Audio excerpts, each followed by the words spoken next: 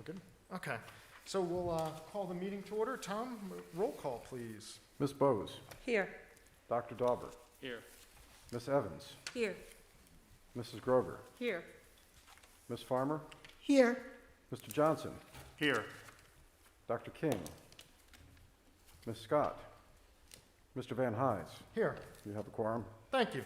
With that, we'll entertain a motion to go into executive session, specifically for the purposes of matters involving pending litigation and matters within the attorney-client privilege, specifically a special education settlement, and legal advice or risk assessment regarding school facilities reopening considerations, and also an update on collective bargaining contract negotiations with the LTPSA. No official action will be taken, and we anticipate that this will last approximately 30 minutes. So moved. Second? With a motion and a second, all in favor? Aye. Any opposed? Seeing none, we'll adjourn to executive session. If there are for any members of the public that may be here or watching, we will intend to reconvene at 7 p.m. Thank you. Thank you. All right. So where to? No.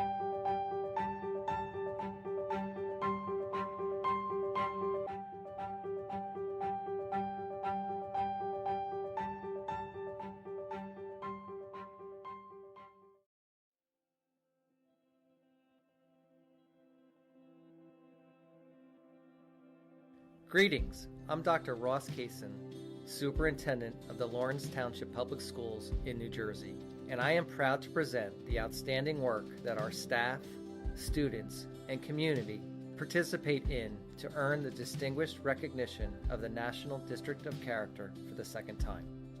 Our core values in Lawrence define our mission and vision for character education pre-K through grade 12 and beyond.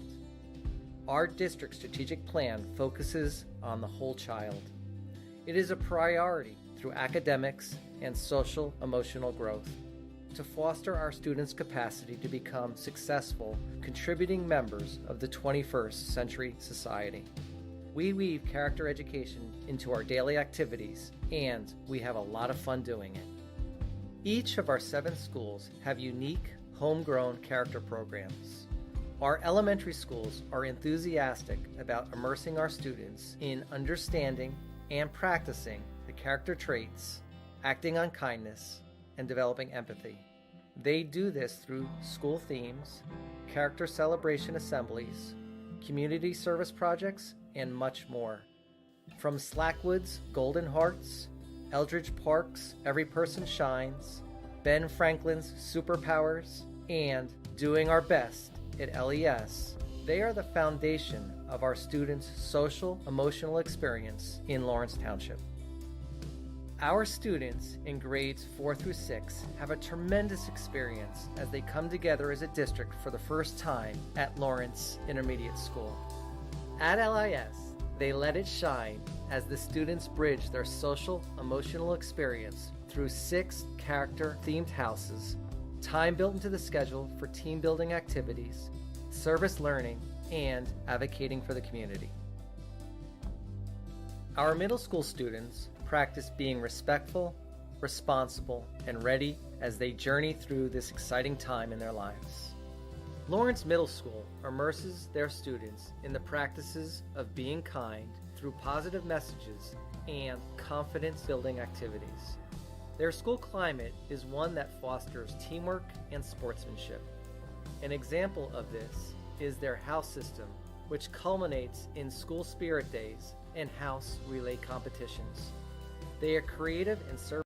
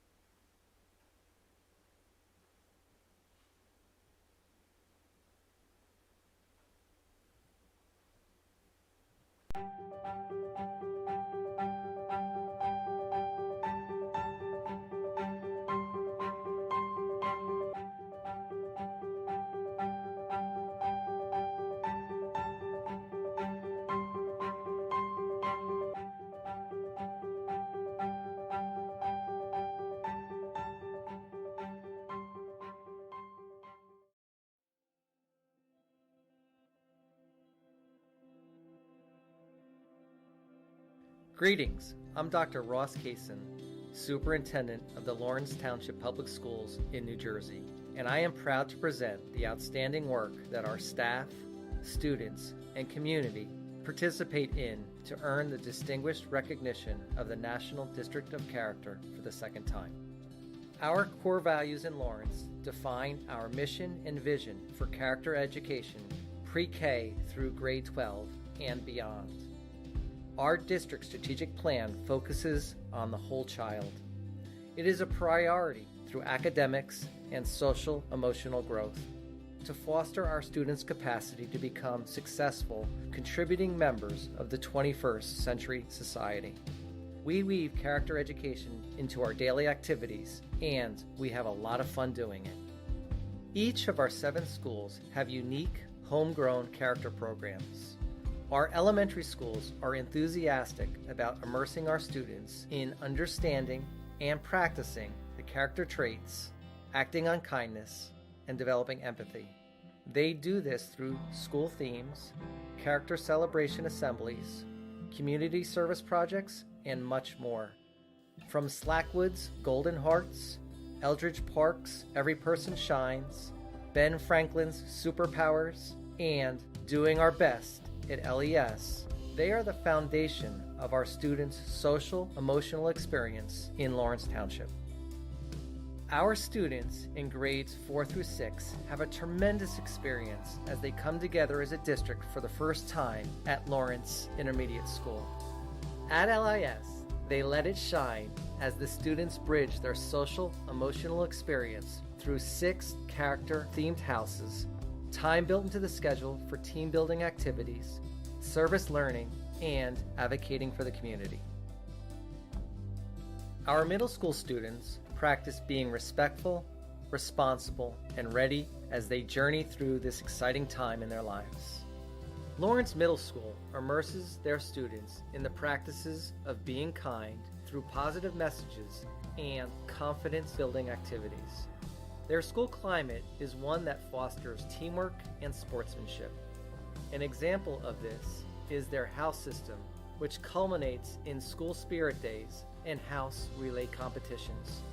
They are creative in service learning and make it a priority to serve the greater community on a regular basis.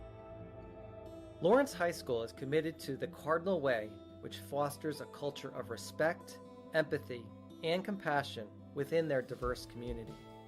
The Peer Leadership Program works to allow students of all ages to connect as a community. From athletes and clubs working with our elementary, intermediate, and middle school students, to our mentorship programs within the high school, our students have the opportunity to lead and learn with each other. Our service learning programs address issues from the community level all the way to the global level, and many of our students go on to continue these efforts in their post-high school experiences. Our comprehensive district program celebrates best practices while we continue to assess our school community needs. Most recently, our schools have expanded their programs to include trauma-informed practices, mindfulness education, sustainability practices, and an equity initiative, which includes a social justice curriculum. We are humbled to be named a National District of Character, as we know the true value of this work comes through the generation of students who we motivate to become productive citizens of the world.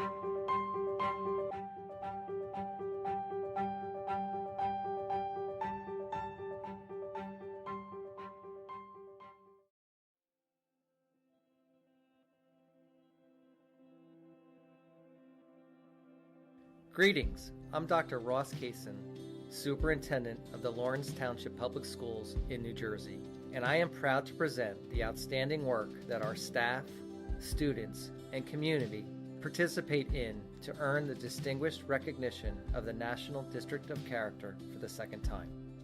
Our core values in Lawrence define our mission and vision for character education pre-K through grade 12 and beyond. Our district strategic plan focuses on the whole child. It is a priority through academics and social emotional growth to foster our students' capacity to become successful, contributing members of the 21st century society.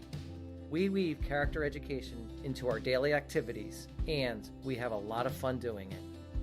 Each of our 7 schools have unique, homegrown character programs. Our elementary schools are enthusiastic about immersing our students in understanding and practicing the character traits, acting on kindness, and developing empathy. They do this through school themes, character celebration assemblies, community service projects, and much more.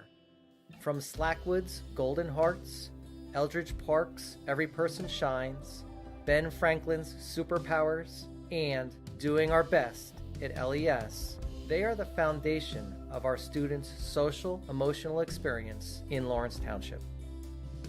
Our students in grades 4 through 6 have a tremendous experience as they come together as a district for the first time at Lawrence Intermediate School. At LIS, they let it shine as the students bridge their social, emotional experience through 6 character-themed houses, time built into the schedule for team building activities, service learning, and advocating for the community.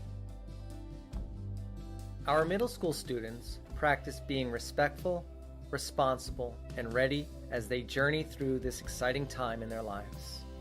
Lawrence Middle School immerses their students in the practices of being kind through positive messages and confidence-building activities. Their school climate is one that fosters teamwork and sportsmanship. An example of this is their house system, which culminates in school spirit days and house relay competitions. They are creative in service learning and make it a priority to serve the greater community on a regular basis. Lawrence High School is committed to the Cardinal Way, which fosters a culture of respect, empathy, and compassion within their diverse community. The Peer Leadership Program works to allow students of all ages to connect as a community. From athletes and clubs working with our elementary, intermediate, and middle school students, to our mentorship programs within the high school, our students have the opportunity to lead and learn with each other. Our service learning programs address issues from the community level all the way to the global level, and many of our students go on to continue these efforts in their post-high school experiences. Our comprehensive district program celebrates best practices while we continue to assess our school community needs. Most recently, our schools have expanded their programs to include trauma-informed practices, mindfulness education, sustainability practices, and an equity initiative, which includes a social justice curriculum. We are humbled to be named a National District of Character, as we know the true value of this work comes through the generation of students who we motivate to become productive citizens of the world.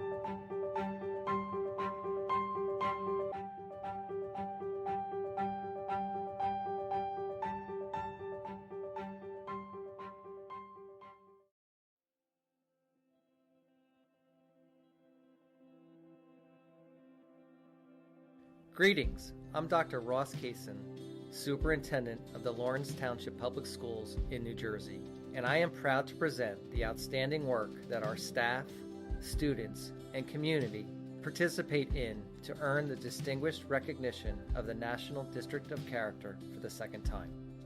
Our core values in Lawrence define our mission and vision for character education pre-K through grade 12 and beyond. Our district strategic plan focuses on the whole child.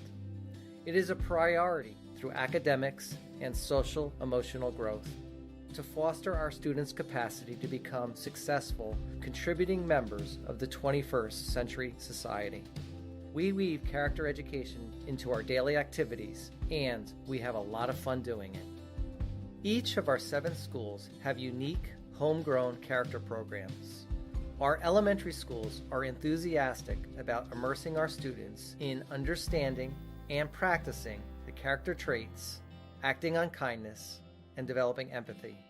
They do this through school themes, character celebration assemblies, community service projects, and much more. From Slackwood's Golden Hearts, Eldridge Park's Every Person Shines, Ben Franklin's Superpowers, and Doing Our Best at LES, they are the foundation of our students' social, emotional experience in Lawrence Township. Our students in grades 4 through 6 have a tremendous experience as they come together as a district for the first time at Lawrence Intermediate School. At LIS, they let it shine as the students bridge their social, emotional experience through 6 character-themed houses, time built into the schedule for team building activities, service learning, and advocating for the community. Our middle school students practice being respectful, responsible, and ready as they journey through this exciting time in their lives. Lawrence Middle School immerses their students in the practices of being kind through positive messages and confidence-building activities. Their school climate is one that fosters teamwork and sportsmanship. An example of this is their house system, which culminates in school spirit days and house relay competitions. They are creative in service learning and make it a priority to serve the greater community on a regular basis. Lawrence High School is committed to the Cardinal Way, which fosters a culture of respect, empathy, and compassion within their diverse community. The Peer Leadership Program works to allow students of all ages to connect as a community. From athletes and clubs working with our elementary, intermediate, and middle school students, to our mentorship programs within the high school, our students have the opportunity to lead and learn with each other. Our service learning programs address issues from the community level all the way to the global level, and many of our students go on to continue these efforts in their post-high school experiences. Our comprehensive district program celebrates best practices while we continue to assess our school community needs. Most recently, our schools have expanded their programs to include trauma-informed practices, mindfulness education, sustainability practices, and an equity initiative, which includes a social justice curriculum. We are humbled to be named a National District of Character, as we know the true value of this work comes through the generation of students who we motivate to become productive citizens of the world.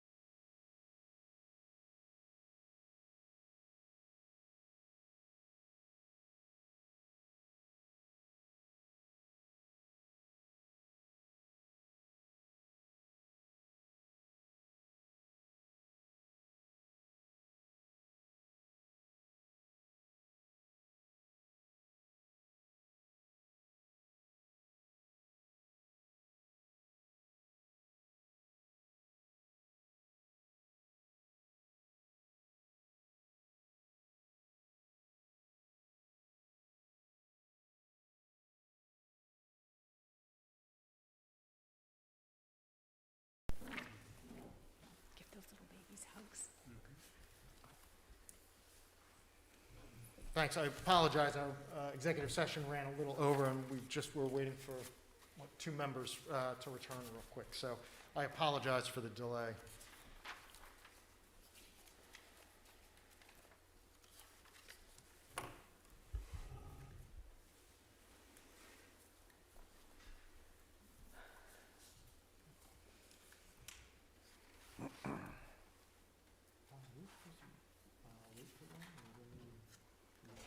Is it just Michelle?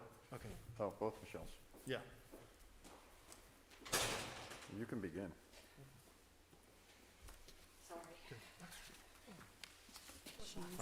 Okay, we might as well begin, especially because some of the preliminary stuff is just housekeeping, so, and then Michelle can join us. Stephen, we're good? Okay, good. Thank you. Welcome all. I do apologize again for the delay. Our executive session, we had several items to discuss this evening. We ran a little over, so I do apologize for that. We are now back in open session, and as usual, we'll start with our Open Public Meetings Act statement. In accordance with the state's Sunshine Law, adequate notice of this meeting has been provided by sending a notice of the time, date, location, and instructions for remote access and making public comment, and to the extent known, the agenda of this meeting to the Times, the Lawrence Ledger, the Public Library, and it has been filed with the municipal clerk. This notice was provided prior to the 48 hours required by the Open Public Meetings Act, and the board reserves the right to limit public discussion of personnel items and other matters as defined in the law. That we will turn to flag salute.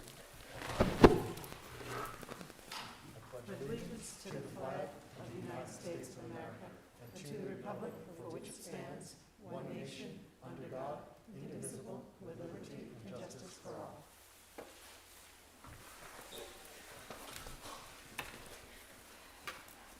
First item on our agenda this evening is our student representatives report, and I did get instructions on that, and let me see if I can make this work. Hi, I'm Anna, and I'm a junior part of peer leadership. This is the report for the board meeting's March meeting. So on the last weekend of February, the LHS Theater Company held its very own production of Dracula. The actors did a spectacular job, and we had a lovely turnout. Thank you to everyone who attended and to everyone who donated. It was greatly appreciated. This year's spring production will be held virtually later this spring, and the director will be none other than Miss Long. The play itself and all details will be revealed on the interest meeting held this Friday, March 11th. All are encouraged to attend, so please pop out if you are interested. Hi, I'm Noah. I'm a junior at LHS, and I'm a part of the peer leader program, and I'm here to give an update on sports that are happening. So our winter sports season is currently happening now. This includes our boys hockey team, wrestling team, boys and girls swim team, basketball team, track team, and golf, softball, spring track for girls and boys, and spring weight room. Students have received emails this past week regarding what physical forms need to be filled out to participate, and students and parents can also find more information on the district website under departments and athletics. Spring sports will have a varsity and JV team, and we encourage trying a sport even if you've never played before, because it's a great way to make new friends and show school spirit by competing against other schools. Hi, I'm Karen. I'm a junior in peer leadership. All right, so updates for the month. DECA's doing really well this month. They're sending 32 members to the International Conference in April. For Black History Month, LHS held a seminar with 5 special guest speakers sponsored by the Black Student Union of LHS. And one of the speakers was a graduate from LHS from 2017.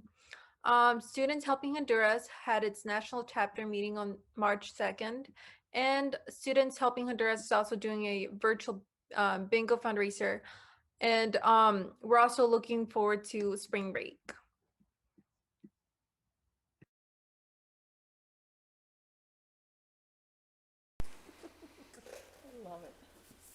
Great. We extend our thanks certainly to all our peer leaders and for the time that they take to actually make these. So we do miss having them in person, but if not, this is a great backup option. So thank you to them. That we'll turn to our recognitions and acknowledgements. Sure. Good evening, everyone. As Karen said, our high school DECA group did very well at the DECA conference last week, and I guess she updated me, 32 of our students qualified for the International DECA Conference in April. In addition, Dave Adam, the Lawrence High School principal, was named the 2020-2021 New Jersey DECA Administrator of the Year. So congratulations to Dave. And the banner is hanging out in the hallway right outside. Yeah. In addition, Diane Schneck, Lawrence High School business teacher and DECA advisor, received recognition for achieving her 35-year milestone of service and dedication to our DECA students and to the DECA organization. And I think we have a quick video to highlight some of that. Which one is that's? Hold on a sec. Is that this one? Stephen, I have this one right? Okay. Thank you, Dr. Victor, for all you do. Now it's time to give out a few awards. It's my pleasure to announce this year's Administrator of the Year award. There are many outstanding administrators who exemplify quality leadership and contribute to the infinite success of students through their support of New Jersey DECA. Today, we want to recognize one particular administrator for using his innovation and creativity in promoting DECA within their community. Congratulations to David Adam from Lawrence High School. Let's take a look at this video to get a little more insight on our winner. We are the Lawrence High School DECA Officer team. We are here today to express the gratitude for our school's principal, Mr. Adam, and the unconditional aid he provided our DECA chapter. Mr. Adam has served as a constant support system for the Lawrence High School DECA chapter, both before and during the COVID-19 pandemic. Mr. Adams' effort to support Lawrence High School has helped us prepare students both for college and their future career. Whether he's inviting DECA co-presidents to engage with the weekly update video across the school or financially support everyone, we can't thank Mr. Adams enough for all that he does. Not only do Mr. Adams' actions explicitly support Lawrence High School DECA, but they also implicitly support LHS DECA, primarily through his position as a role model for LHS DECA members. The formality with which Mr. Adam carries himself, along with his hospitality as well as his congeniality, positions him as an example of how one should act in a professional setting. He continues to show the same enthusiasm and encouragement for our DECA chapter that he did prior to the pandemic, showing his dedication to the success of our chapter through his consistently persistent actions. During the pandemic, most of our traditional chapter programs have been shut down. But thanks to Mr. Adam and his financial support, he ensured us that our chapter could continue to operate successfully. Many students look up to Mr. Adam and recognize his stature as a fair leader within Lawrence High School. When he encourages us to take risks and try new things, he shows us the importance of taking logical risks and exploring new ideas. We would like to congratulate Mr. Adam on the NJ DECA Administrator of the Year award. It is my honor and pleasure to be the principal here at Lawrence High School, and I want to thank DECA for this recognition. Thank you so very much. Congratulations, and thank you, David Adam, for supporting New Jersey DECA. You truly are a part of DECA Infinity. The Years of Service Recognition Award recognizes chapter advisors for their many years of dedication to New Jersey DECA. We want to take this time to show our appreciation for the continued efforts, commitment, and dedication of a few remarkable advisors. Continues with the celebration of 35 years of service. Please help me congratulate Diane Schneck from Lawrence High School. Woohoo! And She's awesome.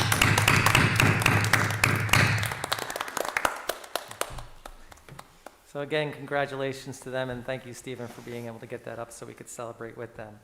I'm also really pleased to announce that Heather Middleton, a third grade Slackwood teacher, has been chosen as a 2020-2021 New Jersey Exemplary Educator by the New Jersey Department of Education.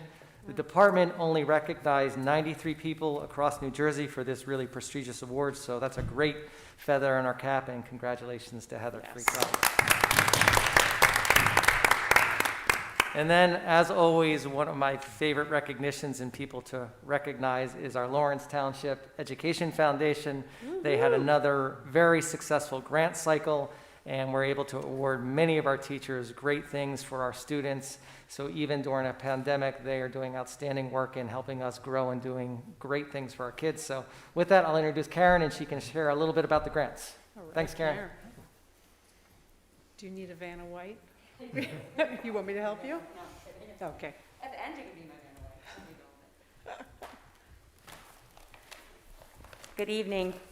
Can everyone hear me?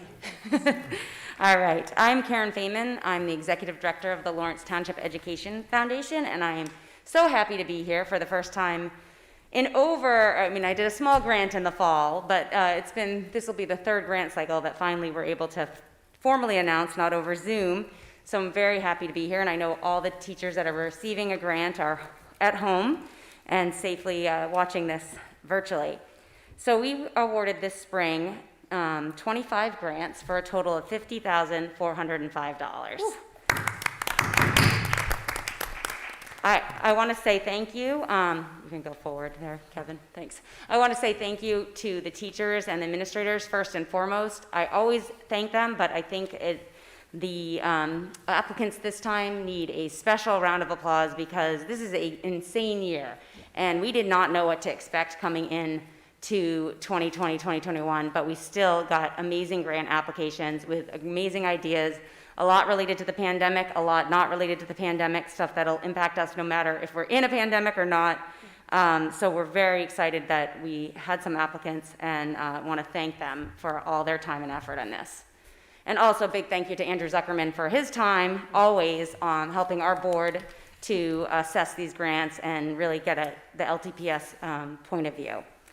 So we also want to thank our donors, because without our donors, and many are in this room, we would not be able to do this. It's a scary year financially for a nonprofit, but we're still seeing a lot of local businesses and community members supporting us, and without those donations, we couldn't do this.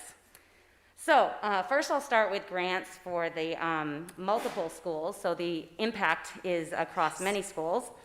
The first one here is a step in a reach to literacy. It's going to impact all elementary schools. It's $5,000 awarded to Jeff Berry. And this is going to provide professional development in literacy for all K-2 teachers by Darla Wood Walters. The next one is Pass the Baton, empowering all music students. This is for the district. It's only $180, but it does impact all music teachers. It's awarded to Colleen LaFlame and Melissa Clark. This will provide copies of Pass the Baton, Empowering All Music Students. And it will also provide a Zoom session with the authors of that book. And the last one is Let's Become an Anti-Racist. It's for K-6 kids and their parents and families. It's $1,550, awarded to Erica Smoots and Meg Leventhal. It's going to be a cross-generational community book study initiative centered around the reading of anti-racist works of Ibram Kendi. So those are the three for the multiple schools. We have 3 for Ben Franklin, and the first one is a brand new teacher, so this is extremely impressive. I just want to note that she just started in January with LTPS and put in an application the next month. She applied and received a grant for $375 for at-home sensory boxes and fine motor boxes, and that's Joelle Atkinson. And these are going to be boxes for all of her pre-K to 3rd grade occupational therapy students, and they're for at-home use, because she saw a deficit of things that those kids had at home, and she wants to send them home with some useful tools. The next one is Books and Barbies Equal Empathy for $1,026. This was awarded to Erica Smoots. This is a social justice with picture books and Barbies to encourage empathy centered around women's rights, prejudice and bias, disabilities, and true self. And finally, Play, the Work of Childhood, supporting SEL in kindergarten for $3,853. This was awarded to Kim O'Boyle, Joe Fredericks, Terry Krisak, Melissa Pachuta, and Angie Halbrunner. These are new items for dramatic play centers which include kitchen sets, tables and chairs, and diverse dolls for all kindergarten classrooms at Ben Franklin. Moving on to Eldridge Park, we have one grant, but it's an amazing one. EPS Wellness Day, Spring 2021, for $2,610. This was awarded to Trisha Burns and Amy Ament, Michelle Imordino, PJ Barrett, Debbie Lingle, Samantha Leitner, and Rebecca Doherty. It's going to be the creation of a wellness day for the school, which will allow students to participate in a variety of workshops focusing on nutrition, movement, and social emotional health. Next up, we have Lawrence Elementary School. And this school has two specific grants. The first one is for $600 entitled Eyes of the Wild. This was awarded to Charlotte Lucy and Taylor Hickey. It's a virtual field trip for all third grade students at LES to enhance their animals through time science lessons. And the LES Outdoor Classroom Learning Yard for $3,709. This was awarded to Ashley Tangen. It's going to provide outdoor classroom equipment, which includes tables, a rolling cart, an easel, and a storage shed that is movable and changeable, making it suitable for extension activities for all classroom and subject areas. Congratulations to Lawrence Elementary School. Moving on to Slackwood, we actually have 5, so these are the first 3. The first one is Spotlight on Coding for $380, awarded to Linda Miller and Jean Musey. This will provide materials for 2nd and 3rd grade students at Slackwood to teach them about computer coding. Next, we have Focusing on Joyful Classrooms for $438, awarded to Jean Musey and Kristen Hobson. This will provide 20 copies of the book, Joyful Classroom, from the Responsive Classroom for Slackwood educators. And Once Upon a STEAM, Problem Solving Through STEAM, awarded to Michelle Lee Watts. I was practicing her last name and then I messed up her first name. Michelle Lee Watts. Materials to create STEM problem-solving kits based on classic fairy tales for K-1 students. And the final 2 for Slackwood, we have the Wonder Boxes of Slackwood's STEAM Center for $1,115, awarded to Jean Musey, Julie Schmidt, and Stacy Moore. This will provide 10 Wonder Boxes full of materials and books, which will enable every student to be introduced to STEAM learning experiences. And the final one is In, Out, Up, Down, a Slackwood seat solution for $1,050, awarded to Jean Musey and Stacy Moore. This grant provides 20 Demco Surf seats and a storage rack to provide a safe and flexible seating option, which will enable students to engage in learning both inside and outside of the school. Good job, Slackwood. Thank you for all the applications. Lawrence Intermediate School. First up, we have Seed Pods for Kids to Grow for $474. This was awarded to Jess Heller. This grant will provide starter seed pots for a greenhouse that was previously funded by the LTEF in order to teach about plant development and germination. Multicultural books for school library, $484. This is awarded to Judy Lopez. This is an expansion of a previous grant from the LTEF to add more multicultural books to the LIS library to address and promote diversity and inclusion. Then we have Enabling Empathy, a 3D printing for good for $975. This was awarded to, it's actually an idea from a student. It was awarded to Karen Rubenstein, but it was Jay Liu, an LIS student's idea. It's going to be the creation of a club that will allow students to create and assemble prosthetic arms for eNable, which is a global network of volunteers who use 3D printers to print prosthetics for those in need. This grant will utilize the 3D printer previously funded by the LTEF. And finally, we have Special Shining at LIS for $3,000. This is awarded to Melissa Clark and several other people, but Melissa was the lead. Virtual learning opportunities for students with leaders in the fields of art, music, technology, illustration, and more. Next up, we have Lawrence Middle School. We have The Pressure of Becoming a Diamond presentation for $500, awarded to Eileen Kramer. This is going to provide virtual assemblies by a motivational speaker, author, and life coach, Isa Carroll, for LMS students, followed by a parent evening presentation and discussion. The next is the author visit and books from Scott Reitgen, awarded to Jennifer Klein for $1,249. This will be a virtual author visit for middle school students from a young adult author, Scott Reitgen, along with curriculum texts for 7th grade teachers. Projecting in the LMS auditorium for $7,300. This was awarded to Eileen Kramer.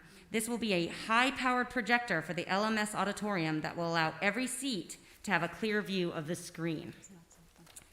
And finally, Learn Outside, LMS Outdoor Classroom for $5,417, awarded to Vina Jurashek and Eileen Kramer. This creates an outdoor learning space at LMS through the purchase of 4 heavy-duty tables and a wagon that will allow educators to carry classroom materials outdoors. And last but not least, we have Lawrence High School, and we have 3 grants. Student for the students, $650 goes to Alexis Esposito. This is going to provide a hands-on learning experience through the Student Mimic Social Stimulation for LHS enrolled in the social media course here. Standing desks as an option for $1,302. This was awarded to Dawn Rusinio, Rebecca Burdick, Jacqueline McSheen, and it will provide standing desks for 3 math classrooms at the high school. And last, we have audio equipment update for $5,900 awarded to Mandy Johnson and Mike Drobrish. This is going to update some sound equipment that allows for musical analysis of layered and complex music, benefiting music and theater students at the high school. Bravo. So, if you can just take a quick look at our wonderful grant applicants, it's everyone represented there, but we didn't get the groups of people. Normally, we have a sea of 50 to 100 people that we're trying to fit in a photo in the library. We haven't done that for 3 cycles, and it makes me very sad. So I made them pose for their own little pictures when we were taking pictures, and it was very nice to be able to actually award them in person. Thank you, Joanne, for hitting up the schools with me, and a few board members doing that as well. And I made this collage so everyone could see these wonderful people that I just mentioned and all their efforts to improve our schools through these grant applications. So there they are. So give them a round of applause. And can you just scoot along there, please, Kevin? Thanks. And just a little plug. We want to play again? We did Let's Get Trivial back at the end of January. It was fun. If you did not come, you missed out. It was an amazing night. I didn't play, and I had a lot of fun. I had people texting me. It's hard when you're doing a webinar to know if anyone's having fun.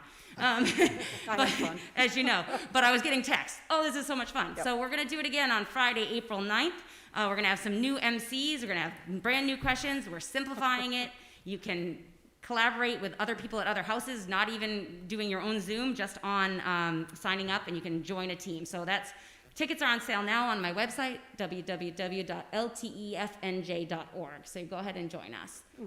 I thought I knew all those answers until you put up the answers, and I realized, not so fast. It was fun. Thank you. I'm going to formally present this, and I want to take a picture, Ross, real quick. So we Sure. can have another picture, but I guess I'll show people at home. Am I in the right place here?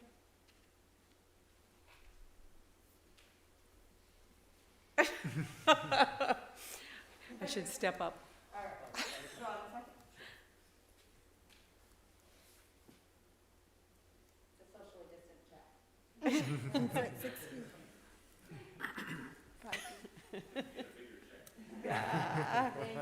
Thank you. Thank you so much, Karen.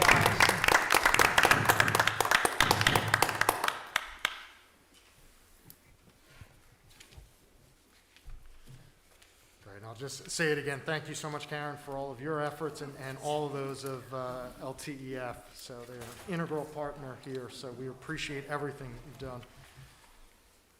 Yes, and again, thank you. And I know when you go and announce, there's a buzz in our schools, and although different this Yep. year, still the same buzz and enthusiasm and reactions from teachers that it seemed like they won the lottery. So well done, thank you. Are there any other recognitions and acknowledgements? No. All right, we'll turn to the adoption of minutes. These are the regular session minutes from our February 10th meeting, if everybody's had an opportunity to review those.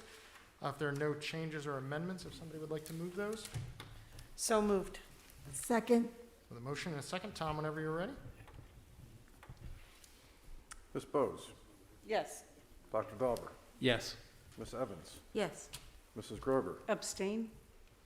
Ms. Farmer, Yes. Mr. Johnson, Abstain. Dr. King, Yes. Mr. Van Hise? Yes. Motion carried. Thank you. Review of communications. Yes, we received from a past resident, Mr. Jamil Faraday, several newspaper articles from the 1950s regarding the construction to schools being built at that time. I know I shared them with the board. I'm not sure where they ended up. Down that way. Here they are. So definitely dated and well-loved, but really great history of our schools. So I thank Jamil for sending that information to us, and I know the board had enjoyable time looking at those. We also received several communications about what the remainder of the school year will look like, and specifically if we can offer more in-person instruction. We shared our district plan on Monday, and although the email and message was quite long and unfortunately on my part a little bit confusing, I think we worked to clarify the questions in a follow-up email, and I want to thank Lana for her efforts on cleaning up my difficult language. And I know that there's still a lot of moving parts and things we have to figure out. So if you have specific questions about your child or his or her schedule, please contact your school administrator regarding that. It's really hard to believe that we're almost exactly a year from when we first faced this pandemic. And I know, as I'm there, and many are, that people are frustrated, they're tired, and they want things to be back to normal. And as I have started and stated since the time that we went out just about a year ago, we all have to work together to make it the best we can be for our students. I have shared many times that there is no ideal plan, there is no great plan. Nothing about this is easy. There are numerous safety, health, wellness, learning, contracts, transportation, staffing, and quarantining, and several other issues that impact every single decision that we make. I have to say I am so proud of our students. This has been difficult. I'm extremely proud of our teachers and staff and our families. They have all showed tremendous resilience, empathy, and adaptability. I have heard and observed so many stories of great care and compassion for others in our school district and our school community. It's really proud and pleased to be the superintendent of such a wonderful place. And although things are getting better, COVID is still dangerous. It's still highly contagious and making many sick every single day. The number of cases in our district in the past week has been our highest yet since last spring. In the past week, among our students and staff who are in school, not the ones remote because we don't always know about them, we've had 10 positive cases and 49 who are in quarantine or isolation. And please remember, when we say quarantine, that's just not you're out for one day. You're out, for most cases, a minimum of 10 days, sometimes longer. Several try to compare what we're doing in Lawrence to other districts, and also compare what's happening in Lawrence to other states, and have used terms like better, more often, without really knowing what other folks are doing. The fact is, as of Monday, there are 150 districts in New Jersey who are still fully remote. Some districts still do not have ways to connect kids and devices when they're home. There is no live streaming. Other districts are now offering additional time for in-person learning, as they have the space to do so because less than 20% of their families and students want to come back for in-person learning. Other districts have space that's available because of declining enrollment and can offer in-person instruction additionally. Maybe not with their teacher, and maybe with a substitute teacher and in a different room, but they're able to offer it. We made a pledge to provide our remote students with equal and meaningful learning opportunities, and we always have to consider that group because they are our students too.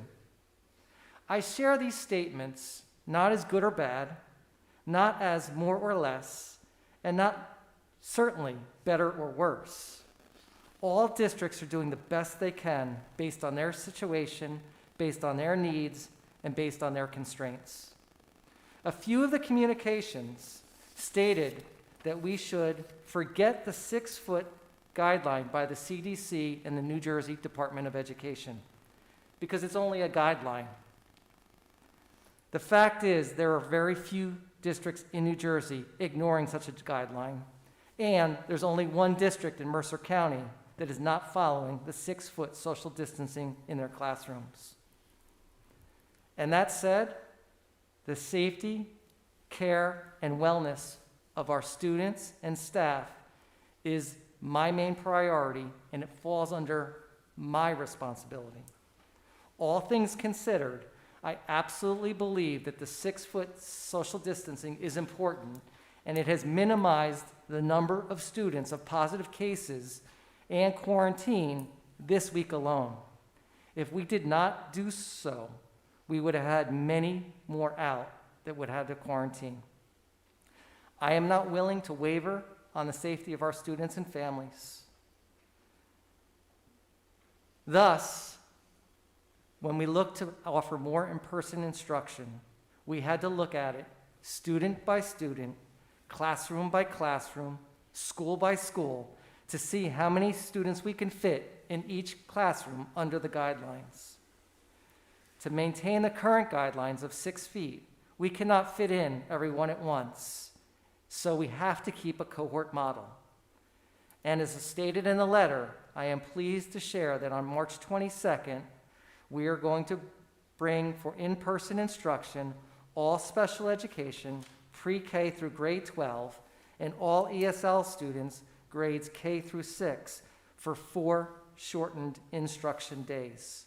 Fridays will be continued to be remote instruction for all students. And as it's a moving target, we are calling each one of these families to get an exact count, as we know that some of them still want to remain remote. After we get that number, again, class by class, student by student, we will see where we can increase the numbers of the students that we can accommodate for in-person learning. During the week of April 19th, Fridays will shift to an in-person short session day for instruction for our students. It will be alternating cohorts, and I know we sent that schedule out to families today. Hence, at that time, our special education students and our ESL students will then be in 5 days a week. And during that week, our plan is to add our at-risk students to that group. And look, we would love to give it to every at-risk student every single day. But the number we can take depends on the social distancing requirements in the space that we have. So we're currently identifying students that have large academic struggles, who have attendance issues and have not connected remotely, and also those who are struggling immensely with social and emotional challenges. We're optimistic for the future and hope in May and June, as we continue to monitor, adjust, and make changes, that we can offer more for the students in our district. We hope to have more back and longer for in-person instruction, while still offering an excellent program for those who want to remain remote. And then for September, we hope and are hopeful and are planning to be back to normal, to be able to offer a full day of in-person instruction for our students. As we really don't know what it's going to look like and what the guidelines and parameters are going to be, we're also planning for everything in between, a host of other scenarios, so we can offer the very best to our students come September. And that was all for communications. Great, thank you. Thank you. Thank you.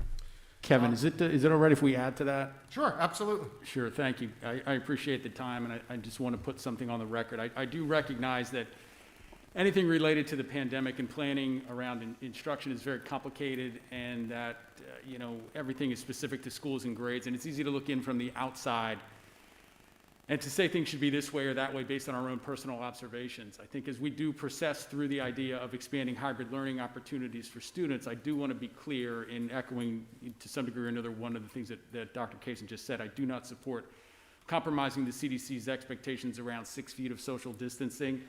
between people, as at least one district, as was mentioned before, is pursuing. I think this is a mistake. I think that we need to make sure we put our faith and our trust in the health experts around safety, and if the CDC were to change that, then I would support it. But until that happens, I maintain a stand on 6 feet as far as social distancing. Now, I recognize that it is difficult.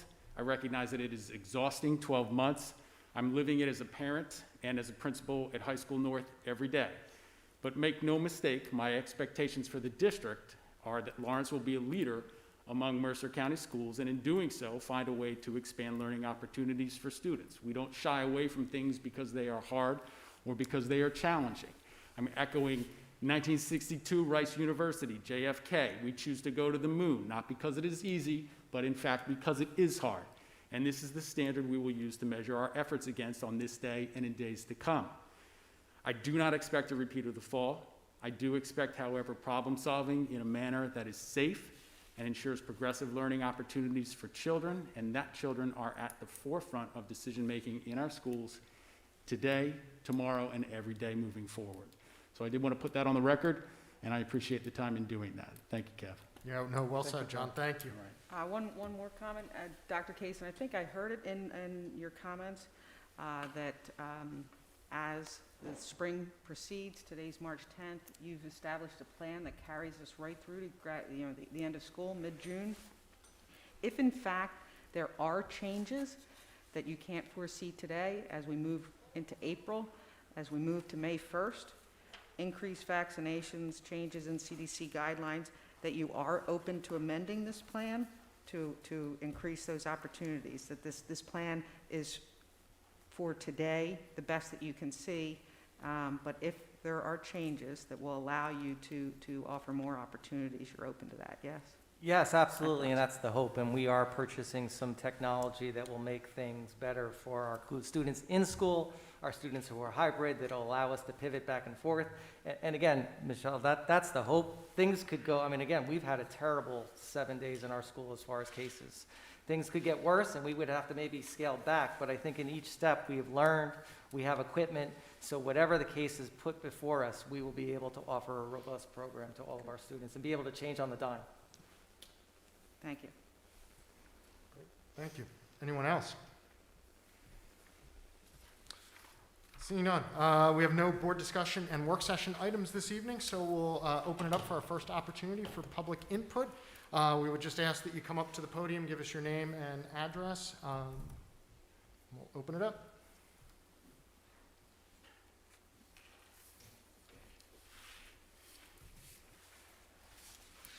Hello, I'm Phoebe Yu.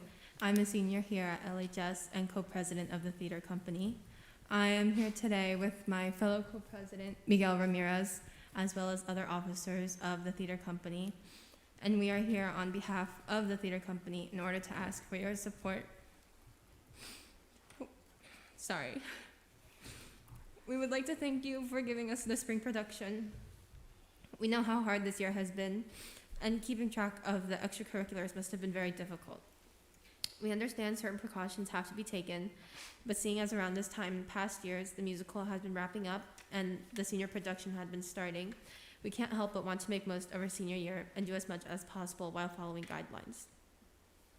As the 2020 to 2021 school year started, we saw sports resume in the fall, and there were accommodations made for COVID, and we're happy that they were able to have their season safely. However, upon seeing this, we would like to expand our projects in a similar manner to make sure the theater company is as active as we can make it while remaining as safe as possible.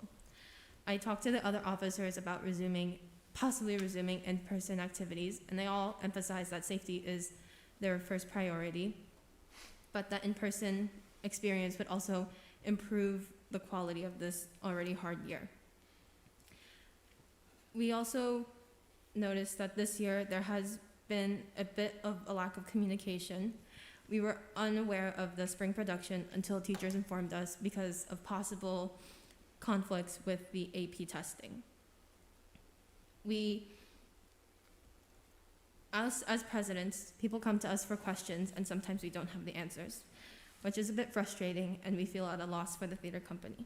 We had been under the impression that we would eventually be getting a fall show and a spring musical virtually. However, no one in the theater company, including us, has been kept up to date with how events will be handled through the rest of the year. Also, as theater company president, I tried my best to reach out to other people that I know usually participate in theater, but upon reaching out to them, they emphasized how virtual school has already been hard enough, and that theater, which once brought them joy, upon trying to make something and being able to see their friends, it was now more of a burden for them. And seeing that made me feel as though theater was not something that they could go to for comfort anymore, which should have been throughout the whole entire year, especially within such a difficult year. Thank you, Phoebe. Good evening. I'm Miguel Ramirez. I am the co-president of the theater company. While we try to sort of clear up what's happening just because we've been in the dark, I was wondering if I may ask what goes into deciding which show we're making, because I have to ask, all the students really love doing the musicals and would really like to know if there's a chance, seeing as the middle school has been working on a musical, which we are very thankful that we have a play. We just wanted to see if it's at all possible, or if there's anything we can do to follow guidelines to be able to maybe do a musical at one point. Is that at all possible? May I ask you the question? So thank you, Phoebe and Miguel, and I appreciate you coming here, and really, I started looking into this today. Our advisors are being approved tonight, and the student interest meeting isn't until Friday, so I think a lot of your concerns and questions should be discussed at that meeting. And again, we have activities outside of school, like drama and sports and clubs. And we all know that they're important to our students. We want students to participate. We want students to connect. We want them to be able to show their skills and grow their skills. We want them to have some fun, and hopefully, if possible, to display that in person for parents and friends and community. And that's a goal. And we'll continue that goal, and rules are constantly changing. So to say today what your play can look like is a challenge. I know one of the things back in December, when the group was choosing the play that they wanted to choose, they bought the rights and license to She Killed Monsters Virtual Realm, which is a created play to be done virtually, and almost like a Zoom feel with those aspects of it. The reason why they picked that, because they didn't know the rules, and they knew with social distancing and the problems that we did have with sports and having people quarantining, that it could shut down the play, that it could make it so we couldn't have a full production at the end. So again, I'm not saying no to anything. It's something we bought, and I think it's something that the students that are in the play should discuss with their advisors in that interest meeting on Friday. And let's see what's possible. I'm hoping we can have something that everybody's proud of, that we can show to some people that are here and be safe and socially distanced. Again, you know, as we saw with some of our sports, though, drama's a little bit different. I'm not a great baseball player, but you could put me at second base, you could put me at shortstop, you could put me at center field. If you lose a couple lead plays who are quarantined for 10 days or can't show up for the piece, your play might not be able to go on. So I know that's what they were thinking when they picked that play. But again, some things have changed, times have changed, and we want to work with our students to do something, to give you something that you could all be proud of and be part of. Okay, thank you so much for the clarification. Additionally, I would like to make some suggestions, just something that we've been brainstorming. Because with these roadblocks, we'd like to take it as an opportunity to maybe give the students some more options to participate. We were thinking, in the past we have done cabaret style shows, which are kind of like concerts. We did something called Broadway Night, I believe 2 years ago, and it was very, the parents really liked it, the students really liked it.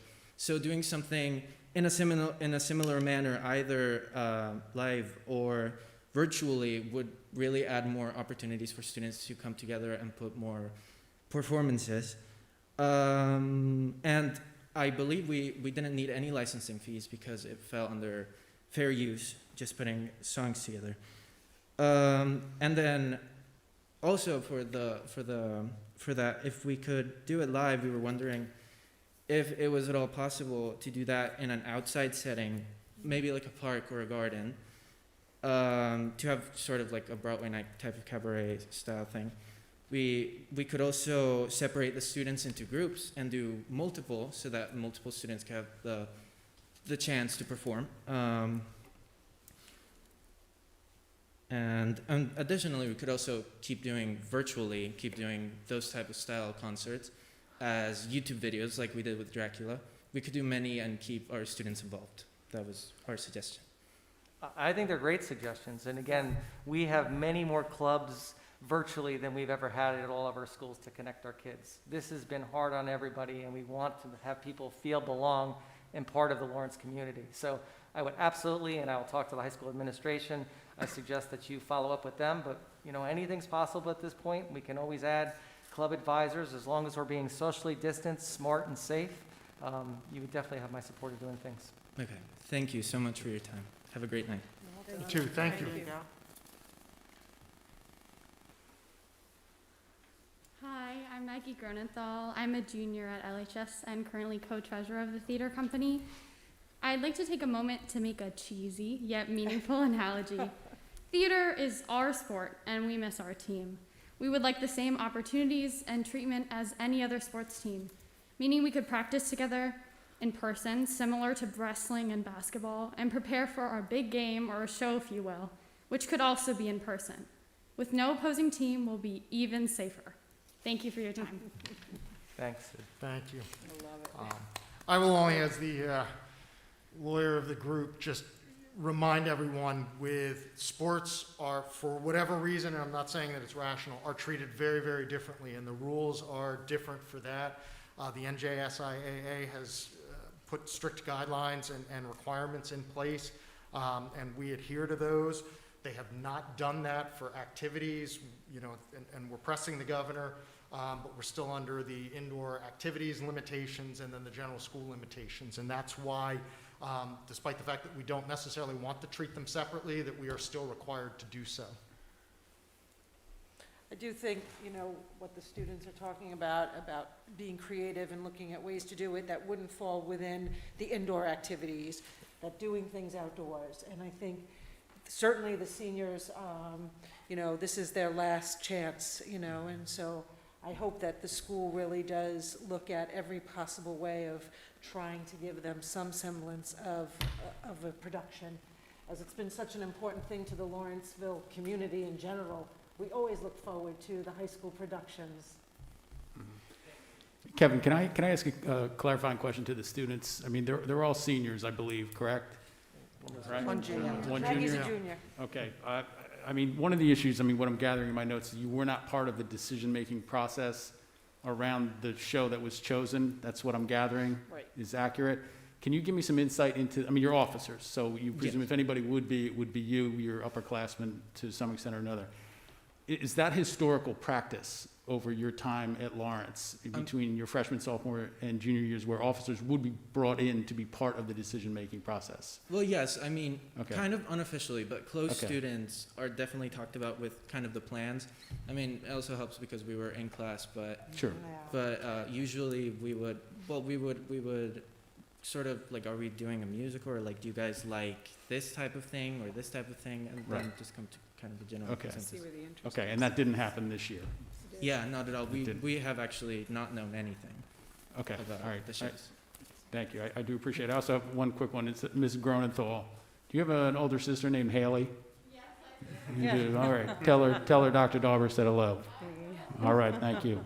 I would just like to add on that earlier in the year I did reach out, as well as other students, about a musical, and we got absolutely no response as to what might come from that. So I feel like we did try our best in order to get a musical or some sort of spring production for the rest of the theater company, but we were just left in the dark as to what might have happened. And who was that email to, Phoebe? It was to the current director of the spring production. Okay, thank you. I appreciate it. You have our attention. Hi, my name is Chloe. I'm a junior. I am the co-vice president of the theater company. And just to offer some clarity to your question about that you asked Miguel and that Miguel answered about our involvement in past productions and deciding these productions. Obviously, we are not going to have any sort of final decision, and it depends on the director. But I know personally, I stage managed my sophomore year, and Miss Baldwin would be like, "Oh, read this play. What do you think of this play?" And I would read it, and I would collaborate with her. And I think Miguel, you also read it one year. But we don't have any like actual official decision-making value in any of that. And also, I've been listening throughout this whole meeting. I've been sitting there, and you guys have brought up some really great concerns. And I'm also really glad that you guys have been receptive to this, and you said we're open to anything. But I do want to answer some questions you've had or like concerns you brought up. I don't know your name, but I know you mentioned, what happens if someone gets COVID? What happens if a lead has to drop out? And that's a great concern, and obviously I'm worried about that as well. But the theater company and shows in general adapt very quickly. We've done shows where people have been double cast. We've done shows where people have had a lot of trouble learning their lines, or people have dropped out because of absences and stuff, and we adapt, we learn, we go on, and we work on the show, and we have always gotten a show done. So I don't think that would be a concern, but I appreciate you bringing it up. And also, you guys have been very worried about COVID, and that's something I'm super worried about, and that's something we're all super worried about, because none of us want to do anything unsafe. And I can speak personally. My mom is a nurse. She worked for 9 months unvaccinated. She got vaccinated on Christmas Eve. I do not want to do anything that's unsafe, and I would never do an in-person production if I didn't think it was safe. My mom would never let me do an in-person production if she didn't think it was safe. So we're here because we truly believe there are alternatives and ways we can modify it to make it safe and to do it in person and not do anything that would risk anyone, because that's something I would never do. That's something no one would ever do. And one of you mentioned, you said, the children are the first priority. And you meant that in the sense that our safety is the first priority. And I really appreciate that. And again, I agree with that. But it can also have a double meaning, and you can say, the children are the first priority, and I'm really glad that we get to stand here and give you our input as to what we want to do. And I just want you to let you know that this is what we want to do. We want to find an alternative and work with you guys to find an alternative that is safe. And of course, safety is the first priority. That's all I say. My money's on you all. Thank you. You're going to make it work. Bravo to you guys. If I could just also lend some support to the theater company, the athletics have the support of the NJSIA. They also have a district level supervisor or administrator, director of athletics, and the theater company has the high school staff that are supervising and aiding in the show. And while NJSIA enables athletics to go on by giving very clear guidelines for us to follow, I don't think that prevents us either from determining what would be safe within the theater realm. So I don't think we need necessarily a New Jersey guideline. I think we can probably, Kevin, as you're saying, work within some of the existing guidelines and ensure that our practices are in line with that. But it's just not as easy since we don't have my point was that the governor has specifically provided for sports so long as they comply with the NJSIAA requirements. Right. So he has not released those restrictions for other activities, and that's what we're constrained to do. So I know for a fact, because I've been in a lot of contact with Ross over time, that the administration is looking for ways to expand our clubs, our activities, our sports, our offerings, to do all of the very things that you're asking for.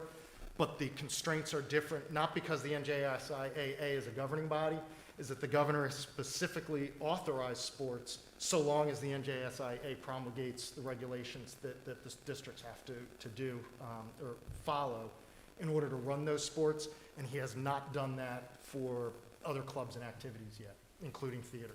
Yeah, I mean, there is an agency for him to defer that to, correct. Off to. Yes. So it does make it a little bit more ambiguous. Yes. But there's probably still some good work that we can do in terms of covering what would adhere to the existing guidelines for indoor spaces, outdoor spaces. Yes. And there's no rhyme or reason why that you can have sports and be, in contact and yet still be required to maintain the 6 foot and limitations on room sizes and those types of things, both being school activities, but that's the ambiguity that we're currently working on. The NJSIA has mentioned some conflicting. Many big boosters.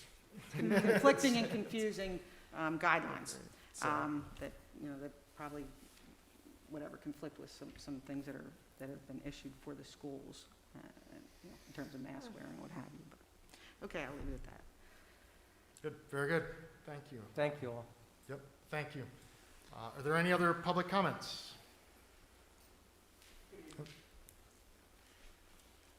Good evening, how are you?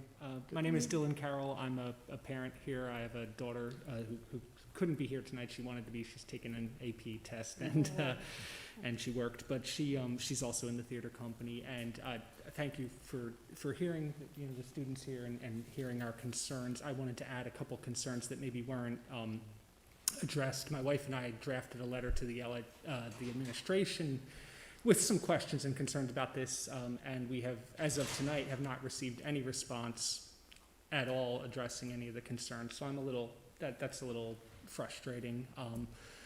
And some of the questions were raised by some of the students here about the possibilities for theater and some equity between what's happening with sports and what's happening with theater. And I understand, some of the things you're speaking there. So that was part of what was in the letter. The other part of what was in the letter, I don't know how many of you got to see the wonderful performance of Dracula that the students put on here. But the other thing that I wanted to address was a certain amount of equity in the way that was treated, in such that it was a virtual production. I think they did an amazing job, but it was almost entirely, I think, done by the students. They had to edit it together, film it themselves. I know my daughter was doing multiple filmings in our basement. We all had to be quiet in the house when she... and they edited it together. They had to create their own YouTube channel, which I found odd. That was one of the questions that my wife and I put in our letter to the administration that wasn't answered. Why was it not put like the sports shows, like, the filmed basketball games and other events? Why wasn't it put on the district YouTube channel, the LTPS Rewind? And why was there not some district support technology-wise from the district media center that seems to do all the filming of the sports and editing for the sports events that are then broadcast? So those were questions. I don't know if any of you here might have the answers, but He does. I can't answer them sitting here, but I will get the high school administration to respond to you tomorrow. Thank you. I appreciate that. Thank you very much.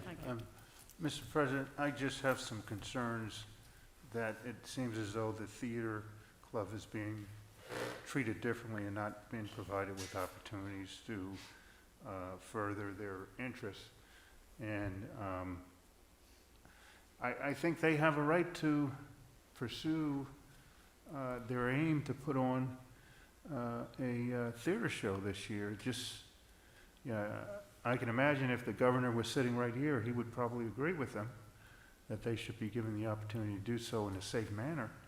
So I don't know what can be done, but I know that I'm concerned as a board member that I don't want to see them lose an opportunity to present a theater program this year. I think it's really important for them, and I applaud them for coming out, and also the parent. Thank you.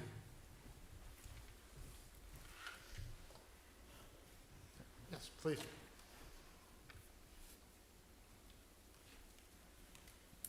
Hi, my name is Jen Moog. I live at 9 Winthrop Road, and I have a 8th grader, a 6th grader, and a 4th grader in the middle school and in LIS.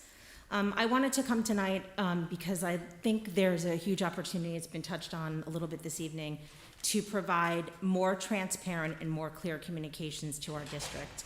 I appreciate Dr. Kaysen, you acknowledging the letter that was sent this week was confusing. I don't know if that was your word, but I will tell you that social media in this town exploded that afternoon with people not understanding what the letter was communicating, and quite honestly, from me myself, be getting excited by the language that said that students would be in the building 5 days a week. Then the next letter said that we wouldn't have cohorts in, so it was really difficult to understand. And I know I got my hopes up, I got my kids' hopes up, and then I read it again, and then I understood that it meant something different. So I just think that we have a real opportunity to be more transparent and more clear in the communications as a district. I think that we need to be clear about what the metrics are that will tell us when the next phases are going to happen. Is it number of cases? Is it number of cases in the state? Is it number of cases in our community? Is it number of teachers that are vaccinated? What are the clear metrics that would decide what we're doing in terms of getting our students back into building more days a week or longer days? I'm still not clear myself. I don't know if others are. What would determine whether we can be in the building for lunch? I just think there's we talked about this phased approach in the beginning, and then I feel like it's sort of floundered. I'm not even sure what phase we're in right now, or again, what the metrics are. So, to hear these kids talking, it chokes me up too, because I think they're talking specifically about theater, but there are so many kids right now in our district that are struggling, my kids themselves in their own different ways, with not being here. And I respect and recognize that you are in a difficult position in terms of having to make decisions that affect the lives of people. And one decision that you make could lead to, pretty severe consequences. But I also think that we all need to understand what you're using to make those decisions, and what the light at the end of the tunnel looks like for our kids. So, thank you. Thanks, John. Thank you.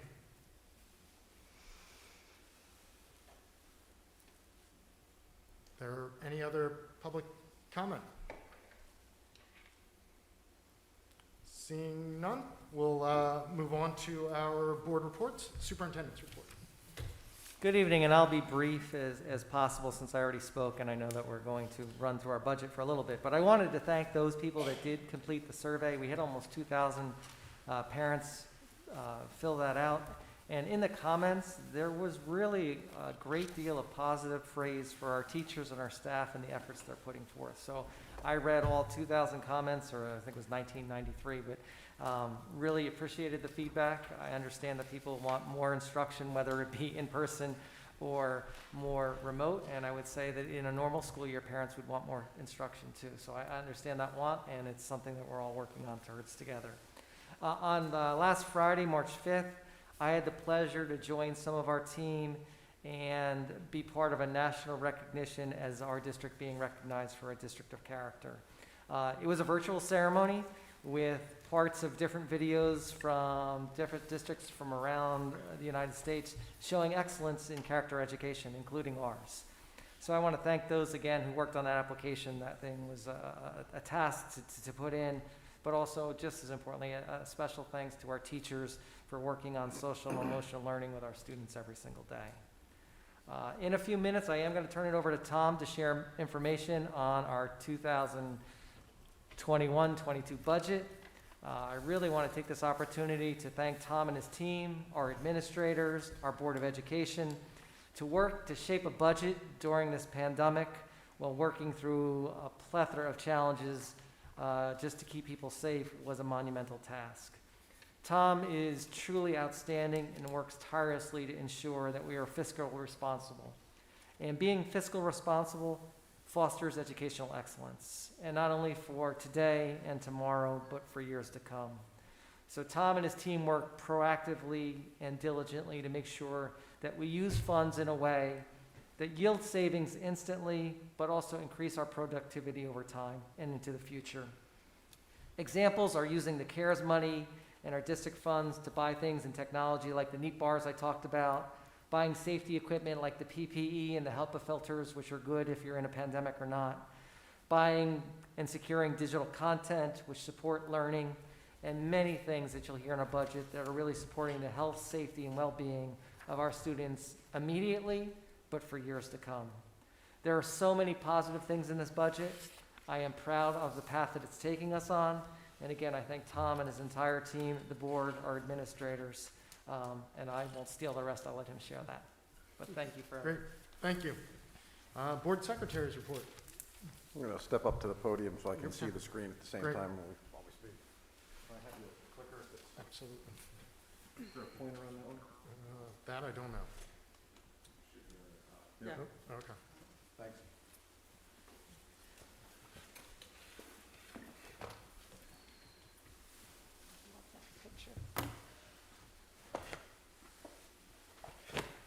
Lana, you did that picture, correct? That's what I thought. Yeah, I told Lana that picture is so old, those kids are in college now. Wow.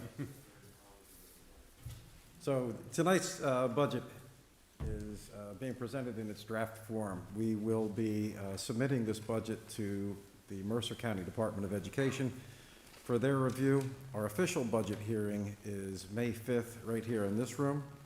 We will be meeting at 6:30 like we normally do. It's a regularly scheduled board meeting. And we'll take questions then, and of course we'll take questions now as well. So we're going to run through this, and I think Ross hit it right on the head. Whereas when we look at the resources we have and the task before us, our question is always, what did we learn from this, and how do we do it better? Sometimes it's just, how do we do it better? And so when we hear the students in theater speak, the very first thing that comes to mind is, how do we make that happen? What does that look like? So I know that Ross was thinking, what can we do outside? And we've already had those questions. And for the kids, if they're still here, you're here, you spoke so very well, and thank you for commenting, and so did you folks. But the team has already gotten together, and we've already been thinking, well, if we could do this, how would we do it? And so that's the way we approach all the problems, as opportunities. Certainly not as eloquent as JFK, as Dr. Dauber said, but the spirit's there. So, in the budget this evening, to give you an idea of what we've built, and this presentation is posted online. Let me step back once, a little touchy there. Okay, so the idea with everything that we do is to approach it with a level of resilience. So sure, there are things that we're learning, and there are things that are disappointing, but there are good things that are happening too. And so one of the things that you so eloquently did today was express resilience. I love the way our students came back and kept coming back and kept coming back. And that's what we do too. So we've had some things that we had to overcome this year. We've had to learn from our current events and many obstacles that have gotten in the way, hurdles, if you will, to our learning needs, individuals' learning needs. So the group has gotten together, and when I say the group, I mean all the staff, in providing feedback as to how do we respond to the unending learning needs of our kids that are so individual. And so we've met, and Andrew has led the initiative of putting together with Stephen the neat bars that we have, so that if we have to be remote, that we're going to do it in the most inclusive way possible. However, scratching in the back of our minds is, some kids may like remote. And so how do we make it work for them, for the kids who are enjoying this? And they may be school phobic, they may just find that they like working remotely. And so we're taking advantage of all the things that we learned so that when we come out of this, we can make sure that we meet our constituents' needs. I think one of the most difficult things that we're finding is we try to approach and meet and satisfy the needs of our varying, if you will, from this language of education into the business language, is our market segments of all the people who have a variety of needs and wants, and trying to meet all of them. It's grown exponentially. It's very difficult to operate in this environment. Nimble, pivot, those are words that we've become very familiar with. So we have learning opportunities as professionals, and with each one of those opportunities or hurdles, we've looked and said, how do we pay it forward? How do we become more sustainable? How do we build a better mousetrap? And you hear that all the time. And so as we come out of this, we want to be better than we were before. So we're going to understand that some kids do enjoy working remotely, that they perhaps even excel. And so we're focusing not just today on today's issues, but what happens tomorrow. Leveraging our lessons for the future benefits. There are many things that people have done to address COVID, whether it's through about education or through the health concerns inside of the school setting. The board is aware, and I know that the public has the documentation on our website, but that doesn't mean everyone goes there to reference it or that even knows where to find it. But the school district has taken many different initiatives to make sure that the students are safe. These initiatives aren't just for today, but will propel us into the future. Whether it's our cleaning protocols for sanitation, we always cleaned, but prior to COVID, I don't know that we were fine misting in between handles and things of that nature. So we've really raised the bar on all things that we've done.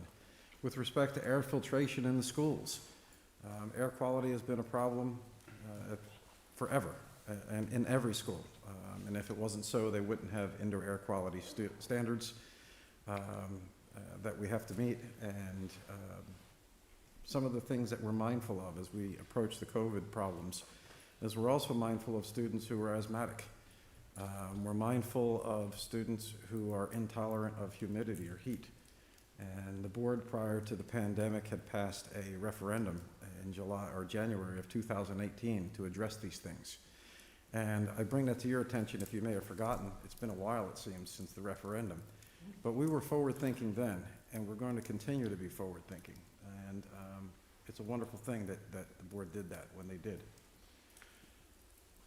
I've gotten many questions recently about what are we doing with the savings that we've realized in the school district. And that's an interesting question when it comes up. Anytime we have savings, we always invest in the future. We always pay it forward. It's one of the reasons why we can function in the current school year without the interruptions that we normally would face. It's an interesting statement. I think it's all too, because we don't talk about problems, because we handle problems. I think that's provided a misperception that we have surpluses everywhere because schools aren't open. And so I wanted to bring to you some hurdles that we've gone over this school year.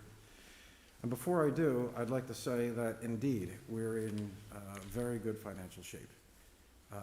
But some of the things that we just don't talk about.